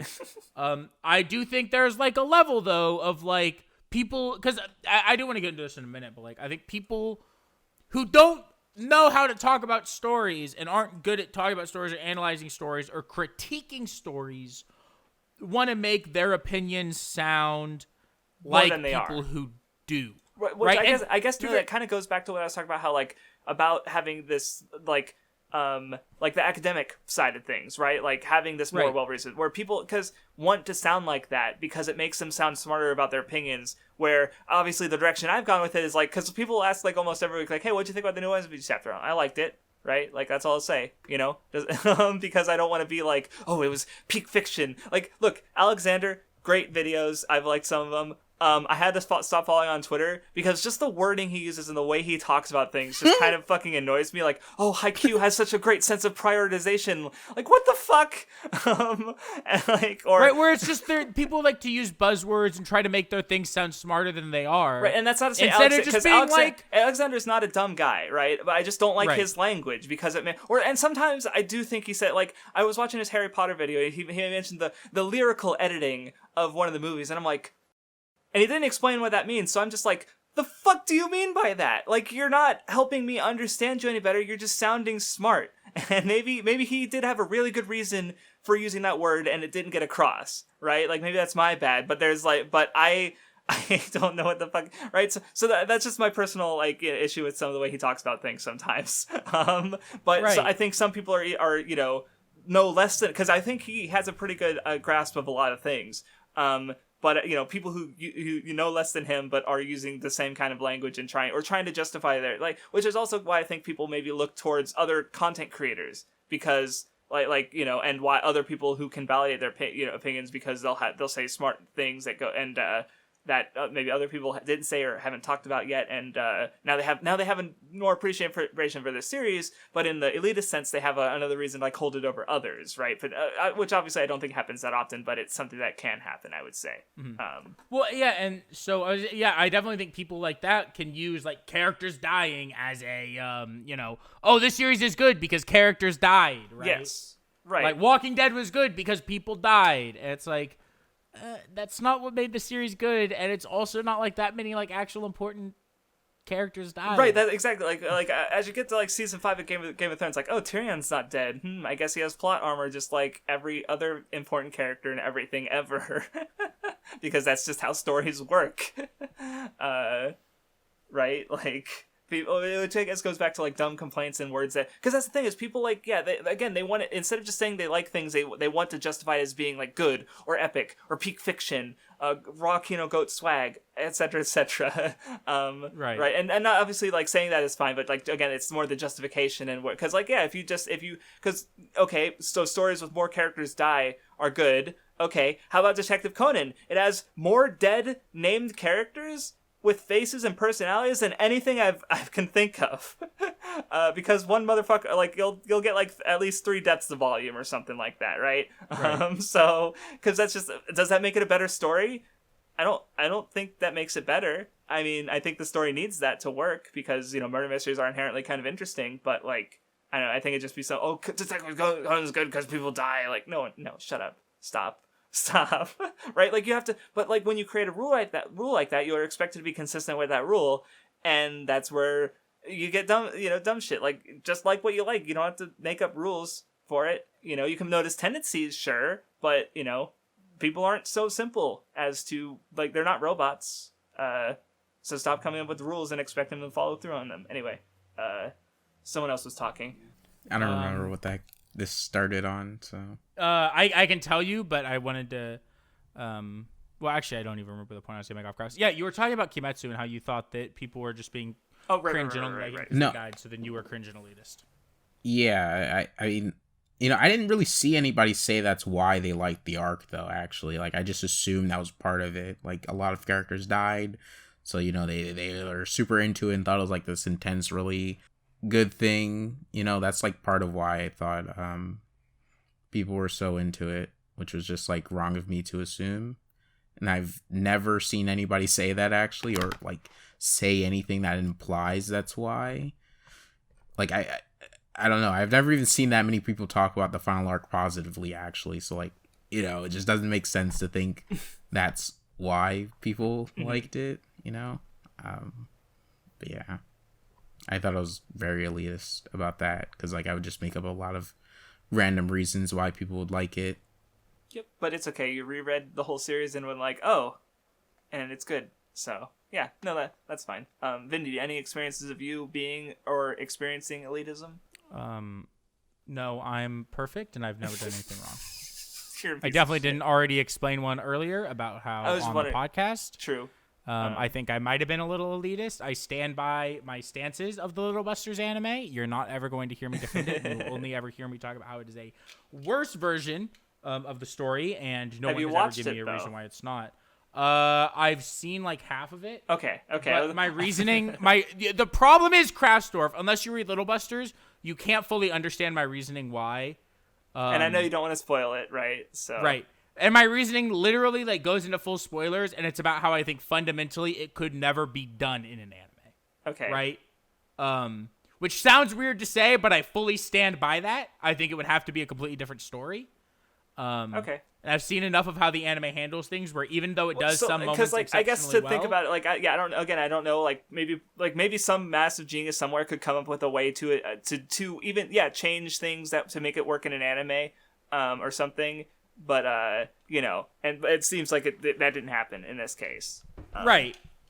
And there's just things fundamental. But the thing is, it does get the emotional moments right because it's impossible to fuck up like the most emotional moment in all of storytelling. And you've talked about how like there was one of the ones where it handles the ending, and you talk about how the voice performance in the anime is better because the voice actor was more connected to the character, and as you put it, you could clearly hear him actually fucking crying during that performance, sobbing his eyes out. Right, yeah. So you talked about how you want that voice performance, but in the visual novel.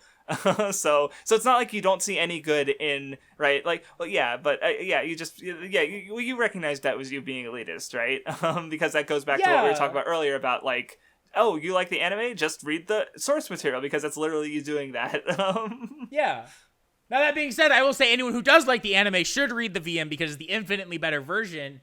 And you will get more out of the story. No, but what I mean is just, like you'll get more out of the story, right? Like it's beneficial to you to read the better version of the story. I mean, even it was elitist of me to say Sushi was dumb for having it. Even because I mean, even disregarding like better or worse versions, like I think it's just better to have more experience and know what you're talking about better. And the best way to do that is to experience as many versions as possible, right? Like, like again, I'm not reading the Little Busters manga. Don't try to make me try. I don't like how maybe there's something that's good in there that you don't know about until you've read it. I don't know. I'm just saying, like, I'm not saying you're obligated to do so. But I'm saying if you wanted the best perspective possible, you would probably want to do so. Is all I'm saying. Because again, because we have to remember that when we're talking, we're specifically like people who make content, and like it's like we want to. Like, because I feel like if you made a YouTube video or like if you're writing articles on a website, like you're inherent, even if you say opinion piece, you're still speaking from a position of authority in some way, right? And maybe and I think authority should be questioned and critiqued, but like so when we talk about things, because we talked about this a few weeks ago about how like we don't just read things or watch things for entertainment. We also want to be knowledgeable, right? So, I'm just saying, like, when you think about, like, our perspectives on things, like, you have to reconcile that, like, that's a way we think a lot of the time. So, like, that's why I say, like, even putting aside whether One Pieces are better or worse, like, I would be more informed on One Piece if I just watched the entire thing, which is part of why I want to eventually get to that for the podcast thing. But, yeah, just finish Naruto real quick, and we could do that. Just so it's only 700 episodes and like 20 fucking movies and shit, real quick. But yeah. So that's all I want to say on the subject is that yeah, if you want to have the most perspective on Little Busters, you would have read the visual novel, read the manga, and watched the anime. So and then exactly what you prefer from which versions. So anyway, I guess all I care about is the Turn into a lesson for Vindy. Sad. No, well, so okay, if like, while I understand that, Krause, and on some level I agree with it, I also don't completely agree because I do think there is a level where it's I think that it's fine to not have the widest perspective if I'm specifically only talking about one version, right? So when I'm talking about the Little Busters visual novel, especially because it's the original version, right? I do think you could make an argument where if you're talking about an adaptation, it can only help to know the source material. But I think if I'm only talking about the original version of it, while maybe there could be things I could glean from other versions, I think that is a lot of that in terms of actual things that affect how I feel and things I get from the original. I would just as quick get that from the original, right? So a lot of things, for example, right, with the Naruto podcast, I would say a lot of the things that I'm getting from Naruto, part of it does just come from going through it again pretty quickly after reading it, right? Mm-hmm. Some of it is, gaining more perspective on the anime and why people think certain things from the anime. But a lot of the things that I would say I'm really getting that are helping me understand the manga better are the same things I would get if I just read it again and paid attention in a space quickly after. Well, I guess real quick, another thing is just do you know why Sushi likes Little Busters anime? Have you asked him?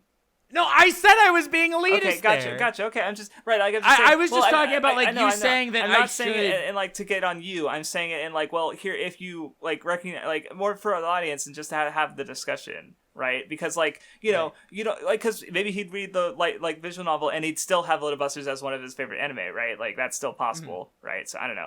Or maybe we should just call it and get on to Blue Period because we've only Vindy, I think Kimi no Uramachi is really good. Okay. I really agree with that guy's decision.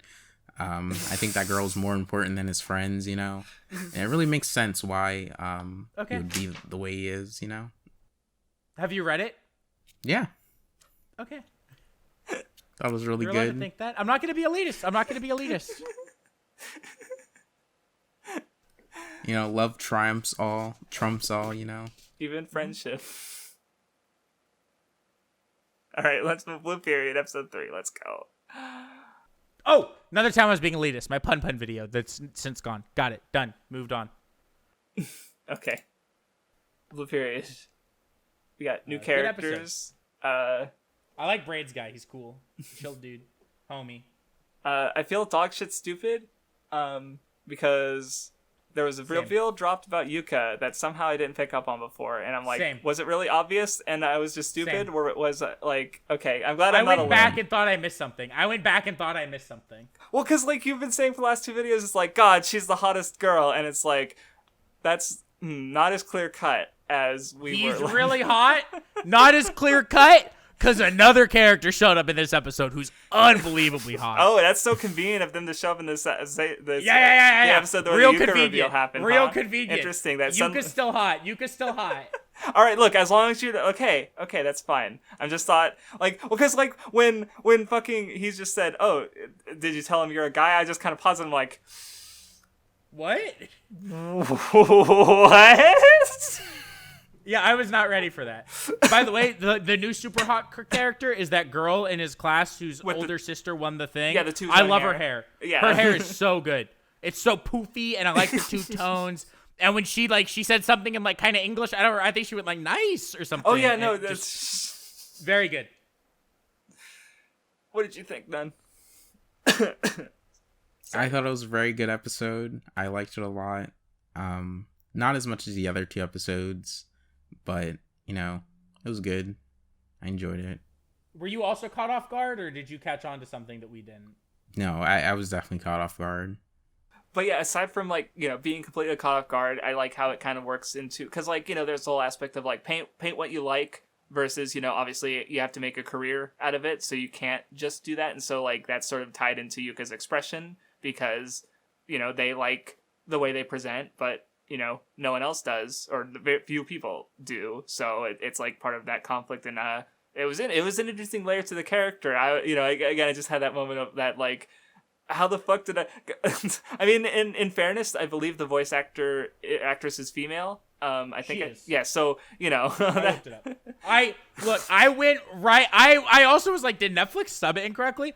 I went right to the Blue Period wiki to make sure that I was understanding what was happening. I went to the Mal page for the character, and they. I went there first. It didn't give me enough information, so then I went to the Blue Well, Period. for me, the fact that they use genderless pronouns they use they instead of he or she, I was kind of like, oh. By the way, found out the mal description comes from the personality section of the Blue Period wiki. Doesn't come from the biography section. There is absolutely plagiarism going on my anime list, and I fucking found it today. What the heck? It's really meme worthy. But yeah, that was good. Also, because I assume that Yaguchi, because they mentioned that he didn't like them, Yuka, and I guess maybe because he has been fake for a lot of his life. To be fair, and so they do put if... source Blue Period wiki. So. Okay, so at least they source it. All right. Don't talk to me. But anyway, so because there was a part where I think I understand Yuka a little bit better, and then it transitions, and then they're just, hitting on another dude, and he's just like, okay, yeah, I gotta get buffed. That's what the end of this episode showed me. And he's just like, okay, yeah, I still don't like you. Right? So I don't know. It was an interesting layer to the character, and I'm curious to see where it goes. It was neat. So yeah. I guess aside from that, the new characters, yeah, they seem neat. Like fucking I like how Takahashi is just like he just looks in disgust every time he's acknowledged at all. But he's still there. He still went to the museum and hung out with them. I don't know, is he a little bit tsundere, or I don't know. It seems maybe. I just thought it was funny. Okay, so basically, I think I really like the idea that came up where it's like his art was just very basic, and he wasn't making art that he could make, right? Because I think about that a lot in terms of YouTube content actually. Where Crafts, I think your Monster Hunter video was a good example of it, right? That Monster Hunter video, I think, was a video only you could make, both in terms of research that went into it, and I think understanding Monster also, Hunter. The understanding of Monster Hunter from a longtime series fan's perspective. I think the conclusions you reach and the way you reach them are things that you're one of the only people I would think of making content on the site, right? I think that was, that was a video only you could make, right? And I think it's a very similar thing in Blue Period where he has to try to learn. I love this idea that he has to learn right now more about himself before he can really upgrade his art, right? Because he doesn't know enough about himself, so his art can't really be top tier, And I think that's a really interesting idea. I also really like how it's showing just because he is very new and he does have skill, he has a talent for it, but because he's also very new and he's getting these new perspectives, he's seeing his limits, he's seeing how good all these other people are, he's damn, I'm not that good, right? I just that way, with Takahashi and how he's damn, this guy's amazing. And there was a whole line about how if you envy them, then he's not just a god to you, you're closer to him than you think, right? Instead of just seeing him as inapproachable, he wants to be want more closer to him, right? Which is, it's cool. Yeah. Blue Period's good. I agree. Hey, it's me, Mr. Meatman. Where the fuck did that come from? I don't know. I don't know why I just remembered him.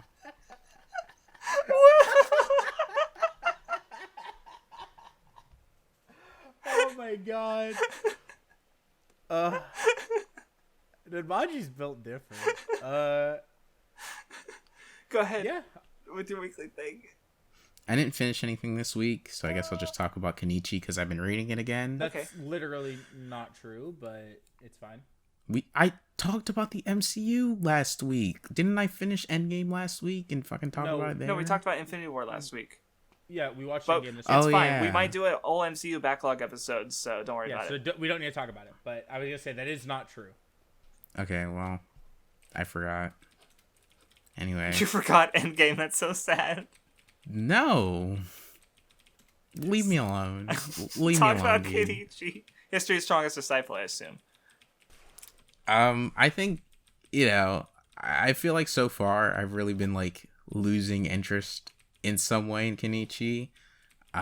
Like it's fine. Like I don't think it's bad or anything, but I think a lot of the in-between stuff between like major events in the story isn't things I'm interested in, because it's just like I think the best parts of the series so far is when like it's related to Kenichi and like this Shinpachi alliance, which is basically like to give Vindy an idea because he's the only one who hasn't read it. The Shinpachi alliance. Years, so don't worry. But yeah, go ahead. I mean, I feel like you'd remember what the Shinpachi alliance is, though, right? I think so, but keep going just in case. I remember. Okay, when you so like it more, I think. So like in the setting of Kenichi, right? There's a bunch of delinquents who are like, doing whatever they want with martial arts and stuff, and like, they're opposed, like they're using martial arts as a way to, control other people and kind of do whatever they want. And so, Kenichi obviously has a problem with that as the main character. And he uses martial arts as a way to uphold his own sense of justice and, stand up for his own principles and things like that. And Nijima, this guy who used to bully Kenichi but is now his friend. The guy who was my favorite character when I read it years ago. So he does seem a little bit like the Craftsdwarf character, actually. But I don't know if I still think that if I reread it, but I'm just remembering back. Keep going. Nijima, who was like his bully at first, but they later become friends. I don't feel like explaining that. They become friends. Nijima makes the Shinpachi alliance. He decides to use Kenichi's strength and Kenichi becoming strong as a way to build up his own group.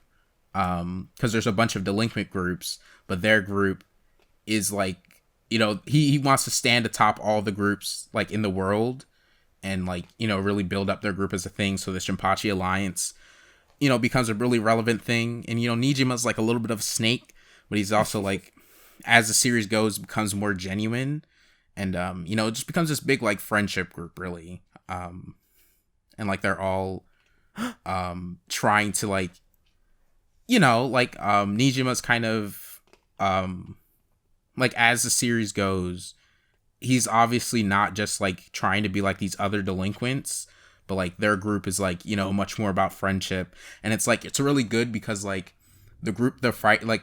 main group they're fighting in the first part of the story is Ragnarok, and as Kenichi beats more of Ragnarok, a lot of the Ragnarok members go over to the Shinpachi alliance.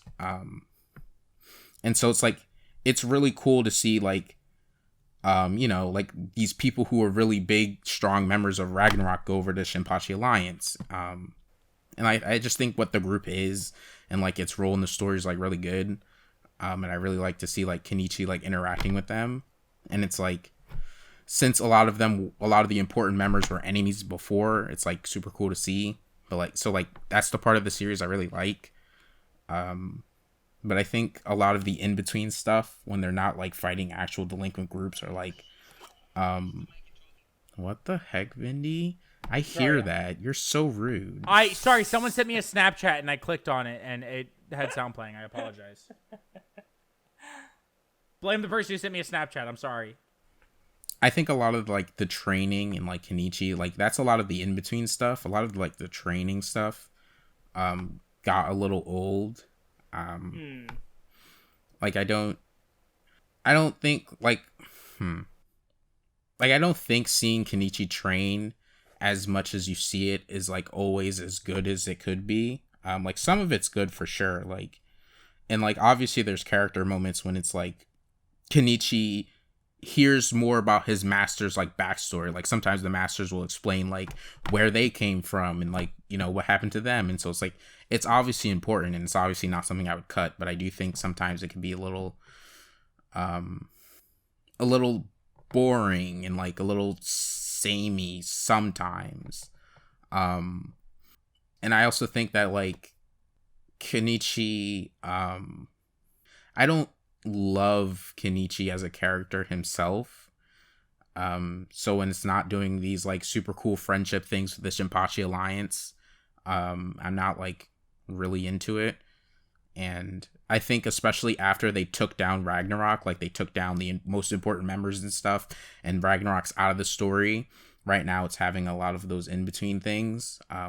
It has set up the next major group, and this group will last the entire story. To give you an idea, Ragnarok lasted for like, I don't know, 100. It was like 140 chapters. chapters or so. Give it around that range, yeah. Yeah, let's say 150.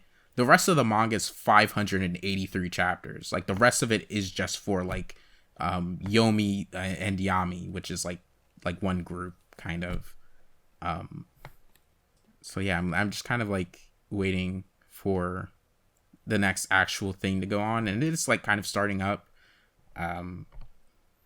Like right now, the Shinpachi Alliance is like getting a little bit bigger, because some of the people who were in Ragnarok that didn't come over before are like now coming over. Like whatchamacallit, what the fuck is this? Like it was this one guy who wasn't like one of the important Ragnarok members, but he was like a henchman of somebody who fought like Kenichi. He came back recently. So like I do think it's going places, but right now I'm just like, I'm trying to think about like what would get me more into it again. Especially when I don't think the new antagonist group has someone that I'm like super interested in right now. And obviously that'll change, but you know, not loving it right now. Okay. I'm kind of curious as to how you'll feel getting on, because like I read it so long ago, I only have like some memory of like what happened. Like I mostly remember like I finished the Ragnarok stuff, and I definitely felt like that was the peak of the manga for me, or at least my interest in it. But also, I mean, aside from Nijima being my favorite character, which is more like, you know, not that it's, you know, it's more just like reminds you of like what I felt like at the kind of, you know, this was 2012 Craftsdwarf, 2011. Like I was barely, you know, or maybe more like 2013. I was, you know, early into getting into anime and stuff, but I've been into manga for a while. Like I just remember like, cause I caught up to it before it ended, and I just remember being confused at parts about the ending because I forgot stuff, even though I just read the manga. So I was also just like stupid, I guess. Because I remember there was a plot reveal happening, and thinking back, I was like, "Why did that confuse me again?" But at the time, I was like, "I don't know what's happening, so I'm lost, and I don't care about what's happening anymore." During the big climax of the whole story, so I don't know. I need to reread it at some point, but you know, it's only 60 plus volumes, so you know. I guess one thing I'm like a little curious about is like, Miyu's like role in the story, because it's obviously going to be way more important than it was before. Not that she wasn't important before, but like, you know, there's going to be a mystery surrounding her father that's like obviously going to be really important. And I remember in like your server a really, really long time ago, people complained about her and said she was like too important or whatever, or like they didn't like how things from your revolved perspective around her as too only much. seeing the anime, you were like, what? Like, right? I imagine. Or like, okay, yeah, kind of, or at least you expected that to happen later in the manga, but like at least based on, you know, what you saw, it's like, okay. Like I was just kind of waiting to see what they meant by that. Like I could assume it was like because Kenichi likes her and like wants to grow into someone who could protect her. I could assume that's what they're talking about, but I figured there's probably something more to it. And now it's obviously like this, like. And like Miyu almost kind of goes away with the antagonist group in order to find out more about her father. She doesn't this time, but like it could happen eventually. Like either she could just get taken, or she could try to go with them again, or whatever. So I'm assuming that's what people like, you know, didn't like. Yeah, I don't remember enough to say what it could have been, and I wouldn't obviously just because for spoiler reasons. But yeah, okay. Yeah, Vindy, go ahead. I also didn't really finish anything of note in the last week. I guess I'll talk about Grappler Baki, which I am currently... How far am I into Grappler Baki? Has anyone peed on anybody yet? No, I'm 132 chapters into Baki now. Okay, so okay, cool. You're about a tenth of the way through, I guess. I assume. Yeah. Maybe But it's I'm longer, but yeah. I'm a good. I mean, I'm probably a third through the first you know, series, or yeah, the first part. Yeah, I'm about a third. I'm a little over a third. It's 371 chapters. I'm 132. I'm almost done with like this big like flashback arc it cut to after like some older 17-year-old Baki. Then it goes to, like 13-year-old Baki. Basically, Baki, for people who have read it, Baki just fought the Yakuza, the 15-year-old guy who was the head of the Yakuza and was like strong as fuck. You know what I'm talking about? No one here does. I know. You're speaking to a hypothetical. The viewers will know what I'm talking about. Baki, Someone right? will. Yeah. It's been pretty good so far. It's interesting because I read King and Ashura before Baki, and like the more Baki I read, the more I'm like, oh my god, King and you know that Soldier Boy video where he's like, he stole my whole beat, flow for flow, line for line or whatever. That was King and Ashura to Baki. Holy shit. Like, I mean, I haven't gotten to like a tournament yet, so I will say the one thing King and Ashura does have right now is like, less incest, and there's like well, actually no, King and Ashura has some incest, but like the other like there's a bunch of members in the tournament who never even come close to going up against the main guy, or never like Oma whatever his name is, has no relation to them. And they matter a lot more than in Baki so far. That's not really happened. Everyone who like has gotten a lot is either directly fights Baki or is a very important person to Baki. So it's more normal in Baki, I guess you would say, right? So far, it's much more focused on Baki so far. Like it's all about him. I really like Baki as a character. I'm really excited to see him. I don't know if this is true, so I'll have to see, but I feel like in some ways, especially 17-year-old Baki is like kind of naive about things. There is also this whole aspect of friendship that showed up out of nowhere that I'm pogging out of my mind about. Baki basically tells someone, he's like, yeah, after I fight people, because, in part one, his like whole goal is like his dad is the strongest creator on earth, right? That's like this big idea. I think I'm pretty. Part of it is because I've seen the Super Perpetual video, but part of it is just he's kind of like Yujiro was the name, right? Or am I thinking? Yeah, Yujiro. Okay, yeah, where he like Hanma Yujiro. He's got a lot of like amazing feats of strength, and just like yeah. Well, so I mean, him and Baki have both fought a giant ape, like a big fucking gorilla. Earlier, I read a chapter where he steps out of a helicopter over a building. Baki is so silly. He steps out of a helicopter over a building and just throws a rope at the skyscraper and swings into it, while wearing like a Rambo headband, because at this point he's in the military. And that's how you know if he's in the military, is he's wearing a Rambo headband. While Baki's fighting a guy who will grab you and like with both hands and like push a part of you together, and it fucking explodes like your arm, so like blood goes everywhere, and like it's a whole thing. It's kind of insane and kind of crackhead, but I really like it so far. Okay. But basically Baki was talking about like, when I fight all these people, I grow this bond with them, right? I see. I fight someone and I become closer to them, and I learn from the fight. And I, like he fought this guy, and they basically almost fought to the death. These two dudes were gonna die. All right. And then the fight stopped. And, like, the first thing that Baki did was he went to go see this guy in the hospital, and they're, like, kind of friends, And so that's, like, this large part of it is, like, Baki grows these bonds with some of the people he fights, and he uses that to, grow stronger and stuff. And so I'm into that. Really into that. I can't wait to see, because I've seen some wild shit from later on in Baki, right? Yes, I've heard about some wild shit. Like, I mean, obviously, like you mentioned on recording somewhere before about how, like, a part of the reason you want to read Baki is you want to find context to the one panel about how you're out of urine. How will you escape this tetrahedron? Yes. I also need to meet Pickled, the big caveman. I know Baki fights a praying mantis at some point. I can't wait for that. But it's good. Like, I'm really enjoying it. I like this flashback stuff I'm on because it's showing a lot of, like, kind of how Baki became who he is.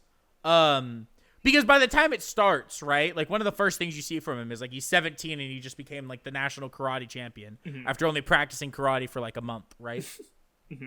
And so this flashback goes back to him at 13, and it talks a lot more about like his family and how he grew up, and it kind of explains how Baki's the way he is. And I'm really enjoying it. It's one of those things where it's like it's a flashback that gives you a lot of context on the character, Right. And because of that, it helps you get a much greater.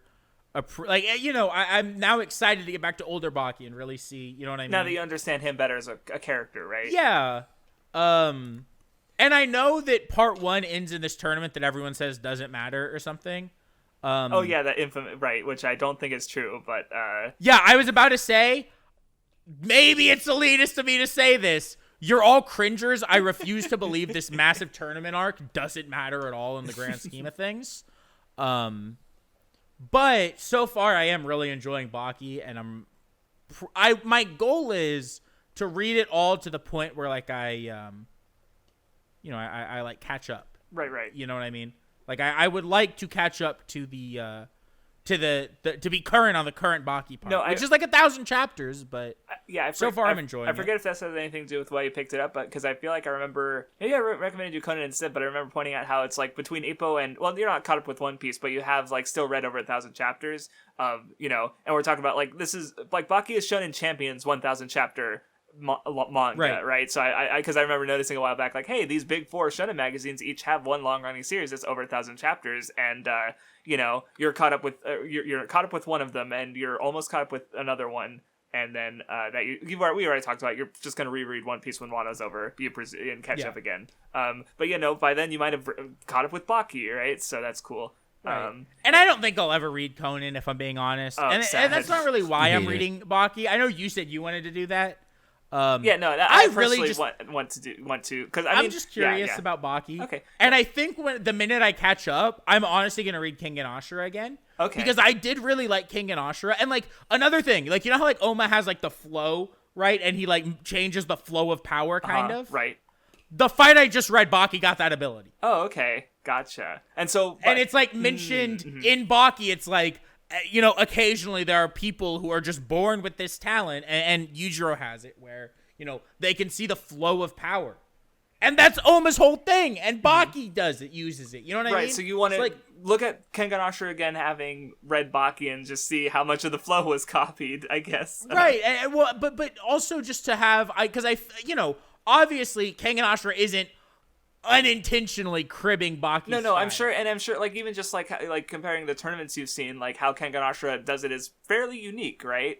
Right. So I'm sure Kengan Ashura, Kengan Ashura's paying homage also, to Baki, right? Some of the similarities are also like, it might just because by nature of being like this kind of martial arts manga with virtual like superhuman powers, but as extensions of actual like reality kind of thing, right? Like obviously Baki goes even further with it to some absurd extremes from what I understand of Yujiro, but like, it also reminds me of Tekken in the sense where, Tekken is the like the idea behind Tekken is there's the Tekken tournament, right? Where the best of every martial artist, right? So there's a Tekken character that does Taekwondo. There's a Tekken character that's a pro wrestler. Right, which also there's a has Tekken that character that's a boxer. Right, which is also inevitably going to feel like, Kengan Ashura or Baki in some ways, right? Because of all this mixed martial arts and, right. Yeah. And so that's interesting too. And so I would like to go back and because I think it would, because if Kengan Ashura really does go very hard into this being an homage of Baki, I think that you'd appreciate and it I more. liked Kengan Ashura, but I'll appreciate it more if I fully get a lot of what it's doing. And then maybe I'll read the weightlifting manga because I like hot women, but we'll get there. No, Dumbbell is definitely better with Kengan Ashura's context, so as you mentioned it. Well, when we watched it, I'd already read it. Right. So I would like to probably read that, but currently I'm really enjoying Grappler Baki. I won't talk about it again until I finish, and then I'll probably try only to talk about the parts unless something super crazy happens. But right now, I don't see it being a favorite, but I see myself enjoying it a lot throughout. Okay. And what I was going to say is, one is, there's even more Kengan Ashura references in Dumbbell. the manga, I mean, more than the anime. Oh. I would say, and part of it. Well, is, I know the women are way hotter in the. Part manga. of it is because it's longer, and part of it is because the anime didn't necessarily like go all in on the references because copyright and stuff because it's more complicated. And two, I'm glad to hear Baki discussion actually where you actually bring up Baki as a character because I feel like even I don't remember Super Perpetual ever talking about Baki, and I mean I admittedly haven't gone into a lot of Baki discussion. No, yeah, no shot. I don't. He doesn't talk about the titular character. I don't think maybe he did, and I just completely forgot it because obviously there's so many other things about Baki to talk about because it's a real. Because I think mostly what he talked. I feel like most of what he talked about how it is just wild and the art's good and stuff. Or arguing for the art, I guess. Yeah. But I don't know. It's been a while since I watched that video because I would have watched it in process of making my video on Super WattheWut. So right. Not exactly the clearest mental picture, but yeah, I feel like I never heard anyone talk about the character of Baki before, and I have heard mentioned that like in some of the anime adaptations, like one of them like. The arcade adapts barely has Baki in it at all, so you have a Baki anime that barely has Baki in it, which is weird. So yeah, I don't know. I think personally, Baki is the most interesting part for me. Okay, that's cool. I mean, early on, it's really again only focused on him. Right. I would expect a series named Baki the Grappler to have that's the weird thing, right? I don't know anything about Baki as a character, even though the series is called Baki, and I have heard a few things about it, and I just feel like no one ever talks about him, almost. At least again in this very small subset of people who I've seen. Motorcycle guy from Crafts lore just showed up outside my house, dude. Oh, he's going. I don't know if you guys heard that. That's why he was driving past Kraft's house earlier. He's coming for you. Oh, I heard him. Oh my God, he's at Kraft's place as well. No, that's none again. That's not me. Oh, I was about to lose my fucking mind. All right. Anyway, I assume you're done with Baki. Yeah. Okay. So I didn't finish something, but I did catch up. To something I've already talked about before, which was since fucking February, July, March, I don't fucking remember. I've been watching Boruto, one episode a day. Oh my God! And technically as of last night, I watched episode 220, and then I woke up in episode. Did you cry at the main emotional episode that I know was super recent? That I know what happens because I'm a little cringer and I know spoilers. Vindy, it is going to kill you. Like it made me fucking Let's go! fall. But when you see what some of the shit they did, because have you seen the ending, ending 17 for Boruto? No. Okay, it's a really good ending, even it's on its own. But I know what happens in the moment. I refuse to watch anything or see any specifics about it. Look, because I know it's gonna break. All I want to say, I honestly don't even want to read Boruto until I watch it. No, I kind of understand. It's like, no, actually, in fact, okay, because so anyway, let me talk about Boruto because I already talked about it before. I like the side cast. I like the main cast. I think, especially what's the biggest thing that's changed, honestly, and it's funny because like when I talked about before, I'd only watched like maybe a few dozen episodes, and now I've watched like all 221.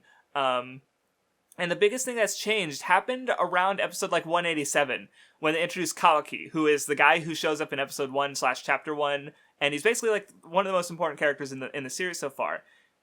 And he's not, aside from him being really fucking good, is that he kind of changes how I was looking at Boruto in a sense, because what I kind of notice is that I feel like a lot of the anime original content is almost kind of like building towards Kawaki like implicitly, or just the series in general, kind of like how it's sort of talking about subjects that are relating to him or the ideas going on, and maybe that's also just because Naruto is just so like layered and all its ideas kind of relate to each other. But like one big thing I was noticing about Boruto starting the rewatch is how it kind of touches on like privilege and how things are really good for the 5 great nations, but for all these smaller territories, nothing has changed after the fourth Ninja War, right? Like we see all this progress, but not all of the world has seen this progress. It's explicitly mentioned that the gap between rich and poor has actually gotten bigger since the war. Like there are more poor people now than there were before. Like there's a lot of things that aren't ideal and great. Like Naruto is working towards peace, and it is more peaceful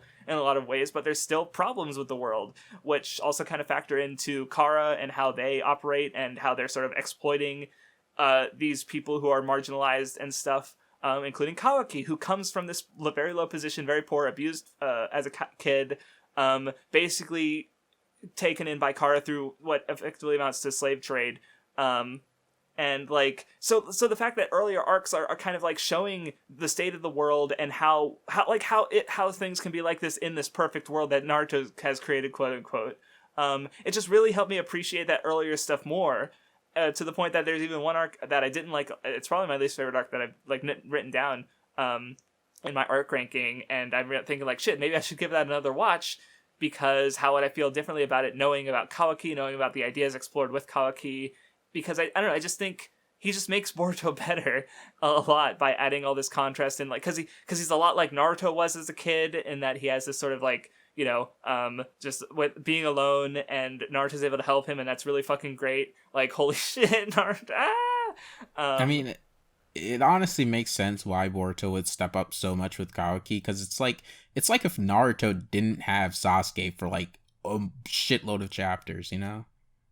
Like, he just didn't have the other half to his dynamic. And that's not to say I didn't like the previous 186 episodes, because I did enjoy them a lot, but I feel like I understood why manga readers like the manga more, because like it just gets to Kawaki quicker, and he just makes Boruto better. So even though I like the anime better and I like what it adds a lot, it just getting to Kawaki quicker, you know, I just understand, like, okay, I can see why that would make someone like the manga more, because Kawaki just makes the series better. So for me, I think a lot of the anime stuff the anime was doing before, like, ends up factoring into like other ways I appreciate like the current world of Boruto and Kawaki himself. But you know, and then after Kawaki, like, because yeah, since he's been introduced, he's just a great character. He works with the cast well. There's one part where they contrast him with Sumire. Sumire is like a non-character in the manga. She's there, but she doesn't like matter. But she gets a whole ass arc very early into Boruto, and they sort of use that to contrast her with Kawaki, and it's really good, and that's something that, you know, they really couldn't do in the manga.